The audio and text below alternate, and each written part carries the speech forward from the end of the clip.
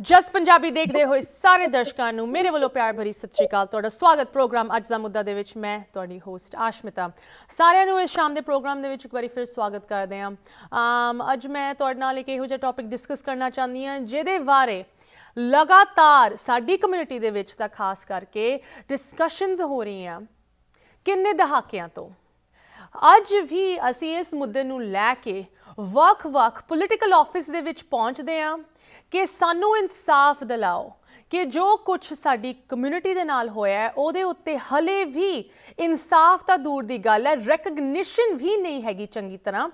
सो इस चीज़ से जदों असीं गल करदे हां ये कोई पुरानी समय दी गल नहीं हैगी, इहदी जो करंट रेलीवेंस हैगी उहदे बारे में थोड़ी जी तुहाडे नाल डिस्कशन करना चाहती I am talking about of course 84 दी जो जेनोसाइड एंटी सिख जेनोसाइड होया सी इंडिया दे विच। इस मुद्दे नूं लैके साडी कम्यूनिटी दे विच बहुत चर्चा हुंदी है, वख-वख जथेबंदियां वालों वख-वख एफर्ट्स हुंदियां, बट इस मंच ते असीं लगातार फोकस करते हैं कि किस तरह खास करके अमेरिकन पोलीटिकल सिस्टम दे विच साडी कम्यूनिटी आप दी जगह बना रही है, आप दे मुद्दिआं नूं अगे लैके आ रही है। सो रीसेंटली असीं तुहाडे नाल इस मंडे नूं एक बहुत ही इंपॉर्टेंट मुद्दा पेश कीता सी। एक मता पास होया है न्यू जर्सी स्टेट दे विच जिथे साडी पंजाबी कम्यूनिटी ने बहुत ही ज़्यादा मैं कहांगी एक अचीवमेंट प्राप्त की है कि New Jersey state senate house दे विच सैनेट प्रेजिडेंट स्टीव स्वीनी जो कि सिख कम्यूनिटी दे नाल बहुत ही लगाव रखता है, हमेशा सपोर्ट करता है, उन्होंने सैनेट चैंबर दे विच खड़ के ना कि सिर्फ ये लफ्ज़ कहे कि जो 1984 दे विच वायलेंस होया सी वो कोई राइट्स नहीं सीगी, वो जेनोसाइड सीगी and we condemn that genocide, but उन्हें इस चीज़ की रैकगनिशन एक ऑफिशियल तौर पर एक मते दे विच पास की। मैं तुहानू प्रोग्राम की शुरुआत तो पहले थोड़ी जी इस क्लिप की झलक दिखाना चाहती कि किस तरह इस मंडे नू ही न्यू जर्सी स्टेट सैनेट दे विच सैनेट प्रेजिडेंट स्टीव स्वीनी ने मता पास किया। तुसीं वेख सकते हो ये clip. Senate Resolution 142 by Senator Sweeney condemns November 1984 and Sikh violence in India as genocide. Senator Ruiz moves the resolution.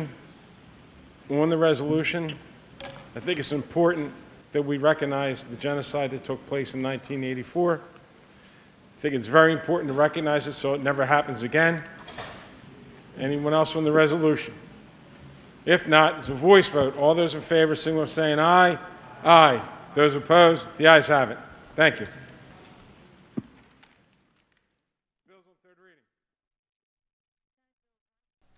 इस रेजोल्यूशन की पासिंग दे विच कुछ लफ्ज़ इन्ने इंपॉर्टेंट सी कि मैं तुहानू फिर दोहराना चाहती हाँ। प्रेजिडेंट स्टीव स्वीनी ने कहा कि it's important that we recognise this genocide so it never happens again. इनू एक जेनोसाइड के तौर पर असी मनीए ताकि अगे जाके इहो जी चीज़ कदी ना फिर होए, खास करके इस कम्यूनिटी दे नाल। बट जदों असी 84 की गल करते हैं एक बार फिर ये गल सिर्फ 84 तक नहीं रह गई।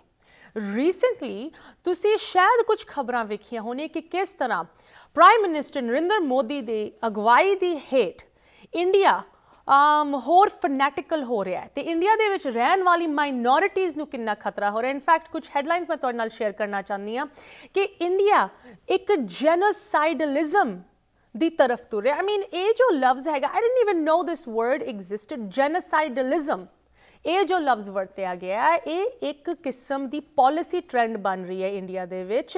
होर हैडलाइन सानू दस दियां कि किस तरह माइनॉरिटीज़ लई अज दी डेट दे विच खुले तौर पर वायलेंस ते प्रोसिक्यूशन की कॉल्स उठ रही हैं इंडिया दे विच ते उन्हां नूं कोई रोक नहीं रहा। सब तो पहले सिखा दे नाल शुरू करते हैं। रीसेंटली प्राइम मिनिस्टर मोदी दी जो फेल्ड रैली पंजाब दे विच होनी सी उस तो बाद किस तरह एक बार फिर खुले तौर पर सोशल मीडिया ते 84 नूं रिपीट करन दी कॉल्स आ रही हैं as if it wasn't bad enough कि 84 हुई ते उन्होंने अजे भी एक वड्डे लैवल ते नहीं मन्निया गया इंडियन सरकार वालों। हुण एक बारी फिर इहो जे स्टेटमेंट्स ते बयान सोशल मीडिया ते वेखण नूं मिल रहा है। ਬਟ ਇਹ ਸਿਰਫ ਗੱਲ ਸਿੱਖਾਂ ਤੱਕ ਨਹੀਂ ਰੁਕਦੀ। ਇੰਡੀਆ ਇੱਕ ਬਹੁਤ ਹੀ ਡਿਵਰਸ ਨੇਸ਼ਨ ਹੈਗਾ ਤੇ ਜਿੱਥੇ ਸਿੱਖਾਂ ਦੀ ਪਰਸੀਕਿਊਸ਼ਨ ਹੋ ਰਹੀ ਹੈ, ਜੋ ਸਾਡੀ ਕਮਿਊਨਿਟੀ ਨੂੰ ਬਹੁਤ ਕਰੀਬੀ ਦੇ ਨਾਲ ਇਹਦੇ ਬਾਰੇ ਪਤਾ ਹੈ, ਜੋ ਮੁਸਲਿਮ ਕਮਿਊਨਿਟੀ ਹੈਗੀ ਇੰਡੀਆ ਦੇ ਵਿੱਚ ਉਹਨਾਂ ਦੇ ਖਿਲਾਫ ਕਿਸ ਤਰ੍ਹਾਂ ਦੀ ਪਰਸੀਕਿਊਸ਼ਨ ਹੋ ਰਹੀ ਹੈ, ਇਹਦੇ ਬਾਰੇ ਵੀ ਤੁਹਾਨੂੰ ਵੱਖ-ਵੱਖ ਨਿਊਜ਼ ਸਟੋਰੀਜ਼ ਵੇਖਣ ਨੂੰ ਮਿਲਦੀਆਂ। ਆਈ ਮੀਨ ਮੋਸਟ ਰੀਸੈਂਟਲੀ once again ਖੁੱਲ੍ਹੇਆਮ ਕਤਲੇਆਮ ਦੀ ਤੱਕ ਗੱਲ ਆ ਰਹੀ ਹੈ ਮੁਸਲਿਮ ਕਮਿਊਨਿਟੀ ਤੋਂ, ਜਿਨ੍ਹਾਂ ਦੀ ਕਿੰਨੀ ਪੀੜ੍ਹੀਆਂ ਉੱਥੇ ਵਸਦੀਆਂ, ਇਸ ਮੁਲਕ ਦੇ ਵਿੱਚ ਵਸਦੇ, ਉਹ ਵੀ ਆਪਣੇ ਆਪ ਨੂੰ ਇੰਡੀਅਨ ਕਹਿੰਦੇ ਆ, ਉਹਨਾਂ ਦੇ ਖਿਲਾਫ ਇਹੋ ਜਿਹੇ ਕਾਲਸ ਆ ਰਹੇ ਹੈ। ਪਰ ਇਟ ਡਜ਼ਨਟ ਸਟਾਪ ਦੇਅਰ, ਉੱਥੇ ਤੱਕ ਨਹੀਂ ਇਹ ਗੱਲ ਰੁਕਦੀ ਜਿੱਥੇ ਸਿੱਖ ਤੇ ਮੁਸਲਮਾਨ ਨੂੰ ਅੱਜ ਦੀ ਡੇਟ ਦੇ ਵਿੱਚ ਇੰਡੀਆ ਦੇ ਵਿੱਚ ਖਤਰਾ ਹੈਗਾ, ਉੱਥੇ ਜੋ ਕ੍ਰਿਸਚੀਅਨ ਕਮਿਊਨਿਟੀ ਵਸਦੀ ਹੈ ਉਹਨਾਂ ਨੂੰ ਵੀ ਖਤਰਾ ਹੈਗਾ। ਆਈ ਮੀਨ once again ਇੰਡੀਆ ਇੱਕ ਬਹੁਤ ਡਿਵਰਸ ਕੰਟਰੀ ਹੈ। ਸੋ ਇਹੋ ਜਿਹੀ ਸਟੋਰੀ ਸੁਣ ਕੇ ਬਹੁਤ ਦੁੱਖ ਹੁੰਦਾ ਹੈ ਸਾਨੂੰ ਕਿ ਸਾਡੇ ਮੁਲਕ ਦੇ ਵਿੱਚ ਜਿੱਥੋਂ ਅਸੀਂ ਸਾਰੇ ਆਉਂਦੇ ਹਾਂ, ਜਿੱਥੇ ਸਾਡੀ ਜੜ੍ਹਾਂ ਜੁੜੀਆਂ ਹੋਈਆਂ, ਉੱਥੇ ਇਹੋ ਜਿਹੀ ਗੱਲ ਵੇਖ ਕੇ ਇਟਸ ਡਿਸਟਰਬਿੰਗ। ਇਨ ਫੈਕਟ ਇਹ ਜੋ ਐਂਟੀ ਕ੍ਰਿਸਚੀਅਨ ਅਟੈਕ ਹੈਗਾ ਇਹ ਸਪੈਸ਼ਲੀ ਡਿਸਟਰਬਿੰਗ ਹੈ, ਬਿਕੋਜ਼ ਜਿੱਥੇ ਸਾਡੀ ਕਮਿਊਨਿਟੀ ਇੰਡੀਅਨਸ, ਜਦੋਂ ਮੈਂ ਗੱਲ ਕਰਦੀ ਹਾਂ ਸਾਊਥ ਏਸ਼ੀਅਨਸ ਵਸਦੇ ਆ ਅਬਰੋਡ ਦੇ ਮੁਲਕਾਂ ਦੇ ਵਿੱਚ, ਉੱਥੇ ਪ੍ਰਾਇਮਰੀਲੀ ਕ੍ਰਿਸਚੀਅਨਸ ਵਸਦੇ ਆ ਤੇ ਉਹ ਸਾਨੂੰ ਵੇਖ ਕੇ ਕਹਿੰਦੇ ਕਿ ਸਾਡੇ ਕ੍ਰਿਸਚੀਅਨਸ ਤੁਹਾਡੇ ਮੁਲਕ ਦੇ ਵਿੱਚ ਸੇਫ ਨਹੀਂ ਹੈ, ਕਿ ਤੁਸੀਂ ਕਿਸ ਤਰ੍ਹਾਂ ਇੱਕ ਮਾਈਨੋਰਿਟੀ ਇੱਥੇ ਹੋ ਕੇ ਸਾਨੂੰ ਮਾਈਨੋਰਿਟੀ ਹੱਕ ਦੇ ਬਾਰੇ ਕਹਿ ਸਕਦੇ ਹੋ। ਆਈ ਮੀਨ ਈਵਨ ਮਦਰ ਟਰੀਸਾ ਤੱਕ ਦੀ ਸੰਸਥਾ ਇਸ ਵੇਲੇ ਸੇਫ ਨਹੀਂ ਹੈਗੀ। ਕੀ ਕੁਝ ਹੋ ਰਿਹਾ ਹੈ ਇੰਡੀਆ ਦੇ ਵਿੱਚ, ਤੇ ਜਦੋਂ ਅਸੀਂ ਇਹੋ ਜਿਹੇ ਮਤਿਆਂ ਦੀ ਗੱਲ ਕਰਦੇ ਹਾਂ ਜੋ ਨਿਊ ਜਰਸੀ ਦੇ ਵਿੱਚ ਰੀਸੈਂਟਲੀ ਪਾਸ ਹੋਇਆ, ਕੀ ਉਹਨਾਂ ਦੀ ਰੈਲੇਵੈਂਸ ਤੇ ਸਿਗਨੀਫੀਕੈਂਸ ਹੈਗੀ, ਇਹਦੇ ਬਾਰੇ ਮੈਂ ਅੱਜ ਤੁਹਾਡੇ ਨਾਲ ਗੱਲ ਕਰਨਾ ਚਾਹੁੰਦੀ ਹਾਂ। ਸਾਡੇ ਨਾਲ ਇੱਕ ਬਹੁਤ ਹੀ ਮੈਂ ਕਹਾਂਗੀ ਅਪਰੋਪਰੀਏਟ ਪੈਨਲ ਜੁੜਿਆ ਹੋਇਆ ਹੈ ਇਸ ਮੁੱਦੇ ਉੱਤੇ ਵਿਚਾਰ ਕਰਨ ਲਈ। ਤਾਂ ਸਭ ਤੋਂ ਪਹਿਲੇ ਤਾਂ ਮੈਂ ਅੱਜ ਸ਼ਾਮ ਦੇ ਗੈਸਟਸ ਨੂੰ ਪ੍ਰੋਗਰਾਮ ਦੇ ਵਿੱਚ ਸਵਾਗਤ ਕਰਾਂਗੀ। Joining us both from the West cost and also across the pond in the UK, ਸਾਡੇ ਗੈਸਟ ਨੂੰ ਸਭ ਤੋਂ ਪਹਿਲੇ ਮੈਂ ਪ੍ਰੋਗਰਾਮ ਦੇ ਵਿੱਚ ਸਵਾਗਤ ਕਰਦੀ ਹਾਂ। ਸਤਿ ਸ਼੍ਰੀ ਅਕਾਲ। So good to have you both. ਸਭ ਤੋਂ ਪਹਿਲੇ ਤਾਂ ਡਾਕਟਰ ਪ੍ਰਿਤਪਾਲ ਸਿੰਘ ਜੀ, ਤੁਸੀਂ ਸਾਡੇ ਨਾਲ ਇੱਕ ਵਾਰੀ ਫਿਰ ਜੁੜੇ, ਬਹੁਤ ਵਧੀਆ ਲੱਗ ਰਿਹਾ। ਅਮਰੀਕਨ ਗੁਰਦੁਆਰਾ ਪ੍ਰਬੰਧਕ ਕਮੇਟੀ ਵੱਲੋਂ, ਅਮਰੀਕਨ ਸਿੱਖ ਕਾਕਸ ਕਮੇਟੀ ਵੱਲੋਂ ਮੋਸਟ ਰੀਸੈਂਟਲੀ ਨਿਊ ਜਰਸੀ ਵਿੱਚ ਤੁਹਾਡੇ ਨਾਲ ਗੱਲ ਹੋਈ ਸੀ। You are already back in California, but I'm glad ਕਿ ਤੁਸੀਂ ਇਹ ਜੋ ਅਸੀਂ ਡਿਸਕਸ਼ਨ ਕਰ ਰਹੇ ਹਾਂ ਇਹਨੂੰ ਅੱਗੇ ਥੋੜ੍ਹਾ ਜਿਹਾ ਲੈ ਕੇ ਜਾਣ ਲਈ ਅੱਜ ਸ਼ਾਮੀ ਇਸ ਪ੍ਰੋਗਰਾਮ ਦੇ ਵਿੱਚ ਸਾਡੇ ਨਾਲ ਜੁੜੇ ਹੋ। And once again doctor Iktidar Chima ji, so good to have you joining us from the UK. Sab to pehle Dr. Chima, we know that you are, working as an advisor to the United Nations.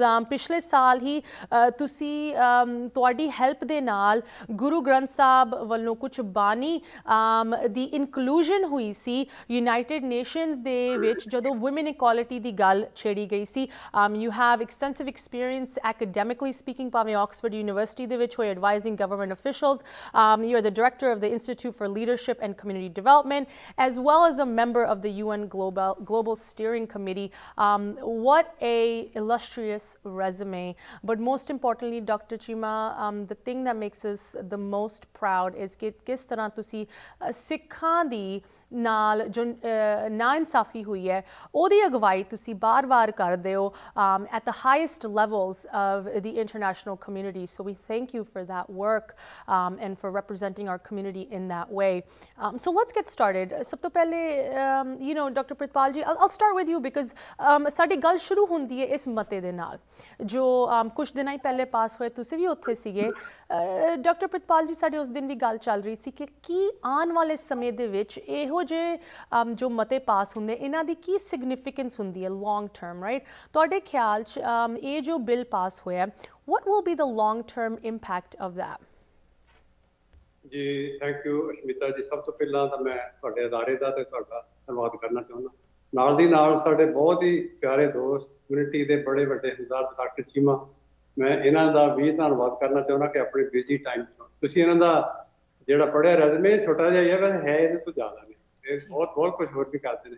ਸੋ ਮੈਂ ਇਹਨਾਂ ਦਾ ਵੀ ਧੰਨਵਾਦ ਕਰਨਾ ਚਾਹੁੰਦਾ। ਮੈਂ ਸਿੱਧਾ ਹੀ ਤੁਹਾਡੇ ਸਵਾਲ ਤੇ ਆ ਰਿਹਾ। ਦੇਖੋ, ਸਭ ਤੋਂ ਪਹਿਲਾਂ ਤਾਂ ਮੈਂ ਜਿਹੜੀ ਈਸਟ ਕੋਸਟ ਕਮੇਟੀ ਹੈ ਉਹਦੇ ਵਿੱਚ ਜਿਹੜੀ ਨਿਊ ਜਰਸੀ ਇੱਕ 5 ਮੈਂਬਰੀ ਕਮੇਟੀ ਜਿਹਦੀ ਅਗਵਾਈ ਸਰਦਾਰ ਹਰਜਿੰਦਰ ਸਿੰਘ, ਯੁਵਰਾਜ ਸਿੰਘ, ਯਾਦਵਿੰਦਰ ਸਿੰਘ ਇਹ ਕਰਦੇ ਨੇ, ਔਰ ਇਹਦੇ ਵਿੱਚ ਜਿਹੜਾ ਸਭ ਤੋਂ ਵੱਡਾ ਰੋਲ ਹੈ ਉਹ ਭਾਈ ਜਗਰਾਜ ਸਿੰਘ ਦਾ ਔਰ ਭਾਈ ਹਰਜਿੰਦਰ ਸਿੰਘ। ਇਹਨਾਂ ਨੇ ਪਿਛਲੇ ਲੰਬੇ ਸਮੇਂ ਤੋਂ ਇਕੱਲਾ ਨਿਊ ਜਰਸੀ ਸਟੇਟ ਵਿੱਚ ਹੀ ਨਹੀਂ, ਰਾਦਰ ਪੈਨਸਿਲਵੇਨੀਆ ਵਿੱਚ ਇਹਨਾਂ ਦਾ ਬੜਾ ਵੱਡਾ ਰੋਲ ਹੈ। ਜਿਹੜੀ ਇਹੋ ਟੂ ਬੀ ਓਨੈਸਟ, ਮੈਂ ਜਦੋਂ ਪਹਿਲੀ ਵਾਰੀ ਪੈਨਸਿਲਵੇਨੀਆ ਦਾ ਮਤਾ ਦੇਖਿਆ ਸੀ, ਮੈਂ ਉਹਨੂੰ ਕਿਹਾ ਸੀ ਮੈਂ ਕੱਟ ਸ਼ਾਰਟ ਕਰੋ, ਐਡਾ ਵੱਡਾ ਹੋਣਾ ਨਹੀਂ। ਪਰ ਹਰਜਿੰਦਰ ਸਿੰਘ ਤੇ ਜਿਹੜੇ ਯੁਵਰਾਜ ਸਿੰਘ ਹੈ ਉਹ ਬੜੇ ਕੌਨਫੀਡੈਂਟ ਸੀ, ਕਹਿੰਦੇ ਨਹੀਂ ਇਹ ਹੋਇਆ। ਸੋ ਇੱਕ ਵਾਰੀ ਫੇਰ ਇਹਨਾਂ ਦੋਨਾਂ ਵੀਰਾਂ ਦੀ ਔਰ ਸਾਡੀ ਸਭ ਦੀ, ਅਸੀਂ ਜੋ ਇਹਨਾਂ ਦੇ ਨਾਲ ਲੱਗੇ ਆ, ਇਹਨਾਂ ਦੀ ਮਿਹਨਤ ਰੰਗ ਲਿਆਈ ਆ। ਔਰ ਬੜੇ ਲੰਬੇ ਸਮੇਂ ਤੋਂ, ਜਿੱਦਾਂ ਤੁਸੀਂ ਪਹਿਲਾਂ ਵੀ ਕਿਹਾ ਕਿ ਜਿਸ ਮੁਲਕ ਵਿੱਚ ਅਸੀਂ ਵਸਦੇ, ਪੰਜਾਬ ਦੇ ਵਿੱਚ ਵੀ ਅੱਜ ਤੱਕ ਪੰਜਾਬ ਦੀ ਵਿਧਾਨ ਸਭਾ ਦੇ ਵਿੱਚ ਵੀ ਇਦਾਂ ਦਾ ਮਤਾ ਪਾਸ ਨਹੀਂ ਹੋ ਸਕਿਆ, ਜਿੱਥੇ ਸਾਡੀ ਬਹੁਤ ਗਿਣਤੀ ਆ ਔਰ ਸਾਡੀਆਂ ਸਰਕਾਰਾਂ ਜਿਹਦੇ ਸਿੱਖ ਚੀਫ ਮਿਨਿਸਟਰ ਰਿਹਾ। ਅਸੀਂ ਸਭ ਤੋਂ ਪਹਿਲਾਂ ਤਾਂ ਧੰਨਵਾਦ ਕਰਦੇ ਹਾਂ ਨਿਊ ਜਰਸੀ ਦੀ ਸੈਨੇਟ ਦਾ, ਜਿਨ੍ਹਾਂ ਨੇ ਇੱਕ ਬੜਾ ਵੱਡਾ ਕਦਮ ਲਿਆ। ਜਿਹੜਾ ਤੁਹਾਡਾ ਸਵਾਲ ਹੈ ਕਿ ਦੂਸਰਾ ਅੱਗੇ ਫਰਦਰ ਕੀ ਹੈ, ਦੇਖੋ ਇਹ ਸਟੇਟ ਦੇ ਵਿੱਚ ਕੰਮ ਹੋਇਆ। ਅਸੀਂ ਸਾਰੇ ਹੀ ਭਾਈ ਹਰਜਿੰਦਰ ਸਿੰਘ, ਯੁਵਰਾਜ ਸਿੰਘ, ਯਾਦਵਿੰਦਰ ਸਿੰਘ, ਸਾਡਾ ਕਾਕਸ ਕਮੇਟੀ ਵਿੱਚ ਇੱਕ ਬੋਰਡ ਆਫ ਡਾਇਰੈਕਟਰ ਹੈ, ਇਹ ਮੇਜਰ ਮੈਂਬਰ ਨੇ। ਅਸੀਂ ਸਟੇਟਾਂ ਤੋਂ ਕੰਮ ਸ਼ੁਰੂ ਕਰਕੇ ਇਹਨੂੰ ਫੈਡਰਲ ਲੈਵਲ ਤੇ ਲੈ ਕੇ ਜਾਵਾਂਗੇ। ਇੱਕ ਸਮਾਂ ਸੀ ਅੱਜ ਤੋਂ 5-6 ਸਾਲ ਪਹਿਲਾਂ ਕਿ ਤੁਸੀਂ ਇਹ ਲਫ਼ਜ਼ ਵੀ ਜਿਹੜਾ ਉੱਥੇ ਨਹੀਂ ਸੀ ਵਰਤ ਸਕਦੇ, ਉਹ ਗਿਣਿਆ ਨਹੀਂ ਸੀ ਜਾਂਦਾ, ਇਸ ਗੱਲ ਨੂੰ ਰੈਕੋਗਨੀਸ਼ਨ ਨਹੀਂ ਸੀ। ਪਰ ਹੁਣ ਹੌਲੀ ਹੌਲੀ ਪਿਛਲੇ ਸਮੇਂ 'ਚ ਜੌਨ ਗਰਮੈਂਡੀ ਤੇ ਡੇਵਿਡ ਵੈਲਾਡਿਓ ਸਾਡੇ ਨਾਲ ਇੱਕ ਜ਼ੂਮ ਮੀਟਿੰਗ ਤੇ 3 ਨਵੰਬਰ ਨੂੰ ਆਏ ਸੀ। ਉਹਨਾਂ ਨੇ ਸਪੈਸ਼ਲ ਜ਼ਿਕਰ ਕੀਤਾ ਇਸ ਗੱਲ ਦਾ ਔਰ ਕਿਹਾ ਕਿ ਜਿਹੜਾ ਇਹ ਜੋ ਕੁਛ ਸਾਡੀ ਡਿਸਕਸ਼ਨ ਹੈ, ਇਹਨੂੰ ਅਸੀਂ ਕੰਗਰੈਸ਼ਨਲ ਰੈਕਡ ਦੇ ਵਿੱਚ ਲੈ ਕੇ ਆਵਾਂਗੇ। ਇਸੇ ਤਰ੍ਹਾਂ ਹੀ 2 ਨਵੰਬਰ ਨੂੰ ਬੜੇ ਇੰਪੋਰਟੈਂਟ ਬ੍ਰੈਂਡਨ ਬੋਇਲ, ਜਿਹੜੇ ਕਿ ਕਾਂਗਰਸ ਦੇ ਮੈਂਬਰ ਨੇ, ਉਹਨਾਂ ਨੇ ਫਲੋਰ ਤੇ ਖੜੇ ਹੋ ਕੇ, ਭਾਵੇਂ ਉਹਨਾਂ ਨੇ ਜੈਨੋਸਾਈਡ ਦਾ ਲਫ਼ਜ਼ ਨਹੀਂ ਵਰਤਿਆ, ਪਰ ਇਕੁਅਲੀ ਬਰਾਬਰ ਜਾ ਕੇ ਉਹਨਾਂ ਨੇ ਇਸ ਦੀ ਗੱਲ ਕੀਤੀ ਹੈ। ਸੋ ਮੈਂ ਇਹੀ ਕਹਿਣਾ ਚਾਹਾਂਗਾ ਕਿ ਜਿਸ ਤਰ੍ਹਾਂ ਪਿਛਲੇ ਦਿਨਾਂ 'ਚ ਬੜੀਆਂ ਗੱਲਾਂ ਚੱਲੀਆਂ ਕਿ ਅਰਮੀਨੀਅਨ ਨੇ ਆਹ ਕਰਾ ਲਿਆ, ਤੁਹਾਡੇ ਤੋਂ ਨਹੀਂ ਹੋਇਆ, ਇਟਸ ਨਾਟ ਓਵਰਨਾਈਟ ਕੁਛ ਨਹੀਂ ਹੋਏਗਾ। ਇਹ ਸਟੈਪ ਬਾਈ ਸਟੈਪ ਸਾਨੂੰ ਚੱਲਣਾ ਪਏਗਾ ਔਰ ਅਸੀਂ ਸਟੇਟਸ ਤੋਂ, ਸਿਟੀ ਤੋਂ, ਸਟੇਟਸ ਤੋਂ, ਕਾਉਂਟੀਜ਼ ਤੋਂ ਇਹ ਕੰਮ ਸ਼ੁਰੂ ਕੀਤਾ ਹੋਇਆ ਔਰ ਅਸੀਂ ਆਪਣਾ ਜਿਹੜਾ ਰੈਜ਼ੂਮੇ ਹੈਗੇ ਉਹ ਬਿਲਡ ਕਰ ਰਹੇ ਹਾਂ। ਔਰ ਆਉਣ ਵਾਲੇ ਸਮੇਂ ਵਿੱਚ ਜਿਹੜਾ US ਸਿੱਖ ਯੂਨਾਈਟਿਡ ਸਟੇਟ ਜਿਹੜਾ ਸਿੱਖ ਕੰਗਰੈਸ਼ਨਲ ਕਾਕਸ ਹੈ, ਜਿਹਦੇ ਵਿੱਚ 50 ਦੇ ਕਰੀਬ ਸਾਡੇ ਬਾਈ ਪਾਰਟੀਜ਼ਨ ਮੈਂਬਰ ਨੇ, ਜਿਹਦੇ ਚੇਅਰਮੈਨ ਜੌਨ ਗਰਮੈਂਡੀ ਤੇ ਕੋ ਚੇਅਰਮੈਨ ਵੈਲਾਡਿਓ ਨੇ, ਉਹਨਾਂ ਨੂੰ ਅਸੀਂ ਬੇਨਤੀ ਕਰਕੇ ਇਸ ਨੂੰ ਫੈਡਰਲ ਲੈਵਲ ਤੇ ਸਿੱਖ ਕਾਕਸ ਕਮੇਟੀ ਉਹਦੀ ਸਪੋਰਟ ਕਰਦੀ ਹੈ। ਔਰ ਜਿੱਥੇ ਅਸੀਂ ਇਹਦੇ ਵਿੱਚ ਸਾਰੇ ਜਿਹੜੇ ਮੈਂਬਰ ਨੇ ਬੋਰਡ ਆਫ ਡਾਇਰੈਕਟਰਸ ਨੇ, ਔਰ ਸਾਡੀ ਬੇਨਤੀ ਪ੍ਰਵਾਨ ਕਰਦੇ ਹਾਂ, ਡਾਕਟਰ ਚੀਮਾ ਸਾਡਾ ਇਹਦੇ ਵਿੱਚ ਮੇਜਰ ਕੰਸਲਟੇਟਿਵ ਜਿਹੜਾ ਰੋਲ ਆ ਉਹ ਅਦਾ ਕਰ ਰਿਹਾ। ਮੈਂ ਇੱਕ ਵਾਰੀ ਫੇਰ ਇਹਨਾਂ ਦਾ ਵੀ ਧੰਨਵਾਦ ਕਰਨਾ ਚਾਹੁੰਦਾ। ਅਸੀਂ ਇੱਕੋ ਹੀ ਗੱਲ ਸੀ, ਮੈਂ ਗੱਲ ਕਰਾਂ ਕਿ ਇਸ ਜਿਹੜੀ ਐਫਰਟ ਹੋਈ ਆ, ਜਿੱਥੇ ਅਸੀਂ ਇਹਨਾਂ ਦਾ, ਆਪਣੇ ਵੀਰਾਂ ਦਾ ਤੇ ਸਟੇਟ ਦਾ ਧੰਨਵਾਦ ਕਰਦੇ ਹਾਂ, ਇਸੇ ਨੂੰ ਹੀ ਅੱਗੇ ਲੈ ਕੇ ਅਸੀਂ ਫੈਡਰਲ ਲੈਵਲ ਤੇ ਕਾਂਗਰਸ ਵਿੱਚ ਤੇ ਸੈਨੇਟ ਦੇ ਵਿੱਚ ਲੈ ਕੇ ਜਾਵਾਂਗੇ। ਜੀ thank you so much doctor Pritpal ji. Doctor Cheema once again thank you कि तुसी साडे नाल टाइम कढ के जुड़े एंड तुसी इस सारे काम दे विच इन्वॉल्व हो, खास करके इत्थे दे सिख कॉकस दे नाल तुसी एडवाइजरी तौर ते बहुत हेल्प करदे हो। Doctor Cheema, you know, kind of to start out the conversation, I have to ask, right, इत्थे जो साडी community इन कम्मां विच लगी हुई है, they do have a long vision and the vision starts locally, भावें वो city level ते होए, state level ते होए, but पता हैगा कि लॉन्ग टर्म साडा गोल एक नैशनल लैवल ते इस चीज़ की रैकगनिशन दिलवान दा हैगा। But you are working at an international level, right? So जिस तरह डॉक्टर प्रितपाल जी ने कहा, इट डजंट हैपन ओवरनाइट। इस चीज़ नूं एक इंटरनेशनल लैवल ते लैके जान लई what kind of work is needed? He mentioned जो आर्मीनियन जेनोसाइड दा असीं एग्जाम्पल लैंदे हां, 100 साल लग गए उस कम्यूनिटी नूं ਉਹ चीज़ की रैकगनिशन करांदे होए। What kind of work does it take to get it to the international level, Dr. Chima? Ashmita, ਬਹੁਤ ਬਹੁਤ ਧੰਨਵਾਦ। ਤੇ ਜਿਹੜੇ ਸਾਡੇ ਅੱਜ ਸੁਣਨ ਵਾਲੇ ਸਰੋਤਿਆਂ ਨੂੰ ਸਾਰਿਆਂ ਨੂੰ ਵਾਹਿਗੁਰੂ ਜੀ ਕਾ ਖਾਲਸਾ, ਵਾਹਿਗੁਰੂ ਜੀ ਕੀ ਫਤਿਹ ਤੇ ਅਸਲਾਮ ਅਲੈਕੁਮ।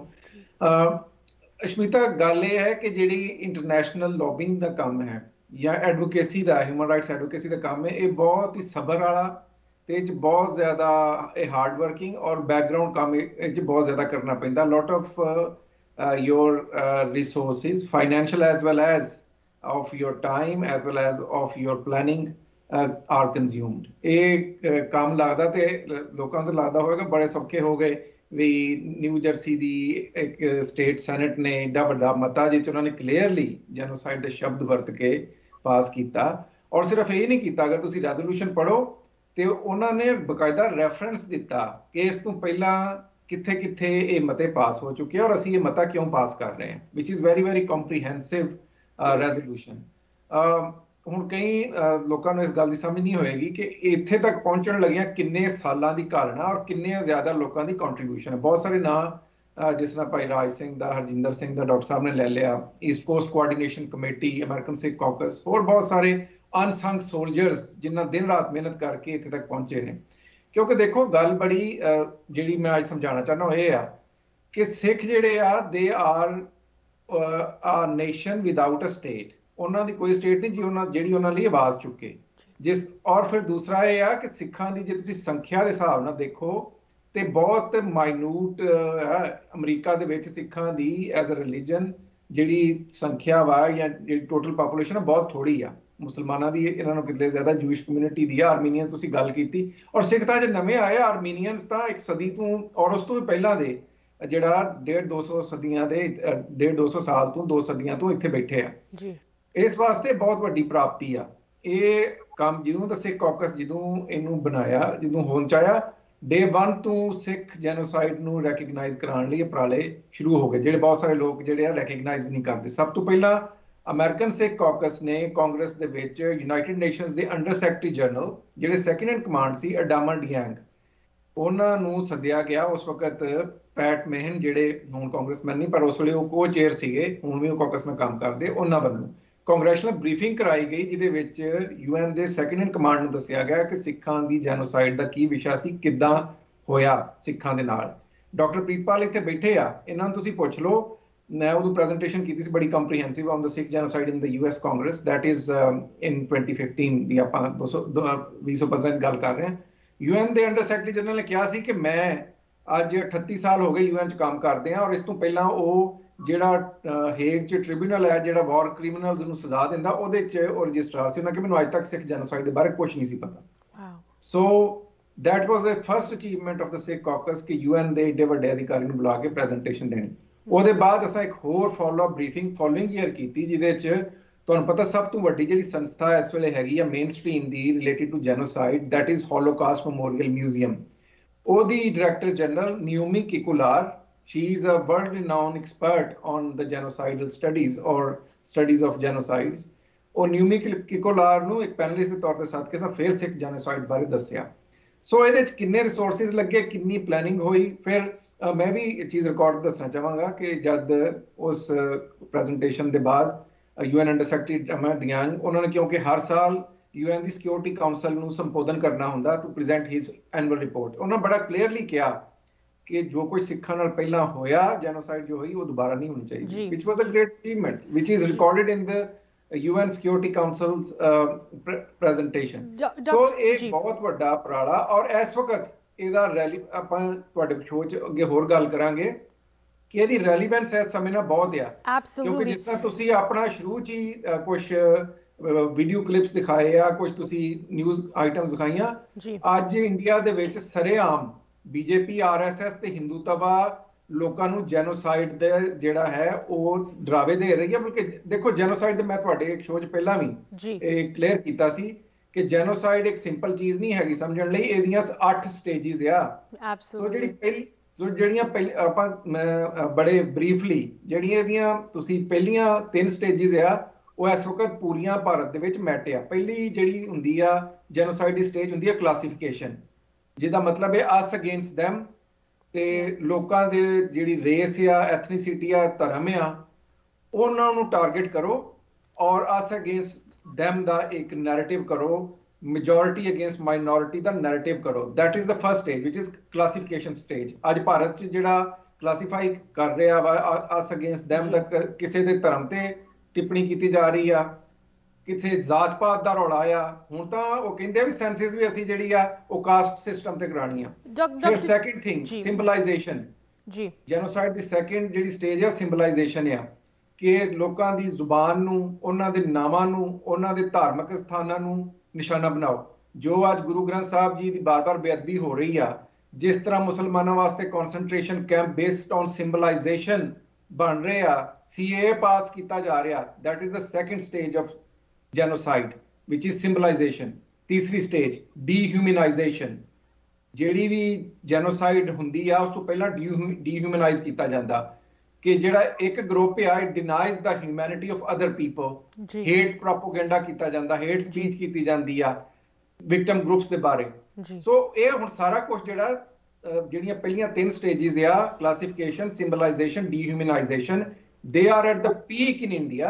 ਹੁਣ ਚੌਥੀ ਸਟੇਜ ਆ ਆਰਗੇਨਾਈਜ਼ਿੰਗ ਦ ਜੈਨੋਸਾਈਡ, ਜਿਹੜੀ ਇਸ ਵਕਤ ਜਿਹਦੀ ਧਮਕੀਆਂ ਲਾਈਆਂ ਜਾ ਰਹੀਆਂ। ਸੋ ਇਸ ਸਮੇਂ ਇਸ ਮਤੇ ਦਾ ਪਾਸ ਹੋਣਾ ਬਹੁਤ ਰੈਲੇਵੈਂਟ ਹੈ। ਡਾਕਟਰ ਚੀਮਾ ਜੀ, certainly it seems ਕਿ ਉਹਦੀ ਫਾਊਂਡੇਸ਼ਨ ਇਸ ਵੇਲੇ ਲਗਾਈ ਜਾ ਰਹੀ ਹੈ, but you know the hope here is ਜੋ ਸਾਨੂੰ ਇੱਕ ਚੀਜ਼ ਆਸ ਦਿੰਦੀ ਹੈ ਉਹ ਇਹੀ ਹੈਗੀ ਕਿ ਥਾਂ ਥਾਂ ਤੇ ਜਿੱਥੇ ਸਾਡੀ ਕਮਿਊਨਿਟੀ ਇਨ ਕੰਮਾਂ ਵਿੱਚ ਲੱਗੀ ਹੋਈ ਹੈ ਉੱਥੇ ਇਹ ਲਫ਼ਜ਼ ਕਹੇ ਜਾ ਰਹੇ ਹੈ ਕਿ ਇਹੋ ਜੀ ਜੈਨੋਸਾਈਡ ਅੱਗੇ ਜਾ ਕੇ ਫਿਰ ਨਾ ਹੋਏ। So at least the community is waking up and recognise ਕਰ ਰਹੇ ਹੈ ਕਿ ਸਾਡੀ ਜੋ ਸਿਚੁਏਸ਼ਨ ਇੰਡੀਆ ਦੇ ਵਿੱਚ ਹੈਗੀ ਉਹ ਹੋਰ ਐਕਸਟ੍ਰੀਮ ਹੋ ਰਹੀ ਹੈ, ਉਹਨੂੰ ਰੋਕਣ ਲਈ ਸਾਨੂੰ ਕੁਝ ਕਰਨਾ ਚਾਹੀਦਾ ਹੈ। I'm going to ask you both about this. ਇੱਥੇ ਇੱਕ ਛੋਟੀ ਜਿਹੀ ਬ੍ਰੇਕ ਲਈ ਰੁਕ ਰਹੇ ਹਾਂ ਅਸੀਂ।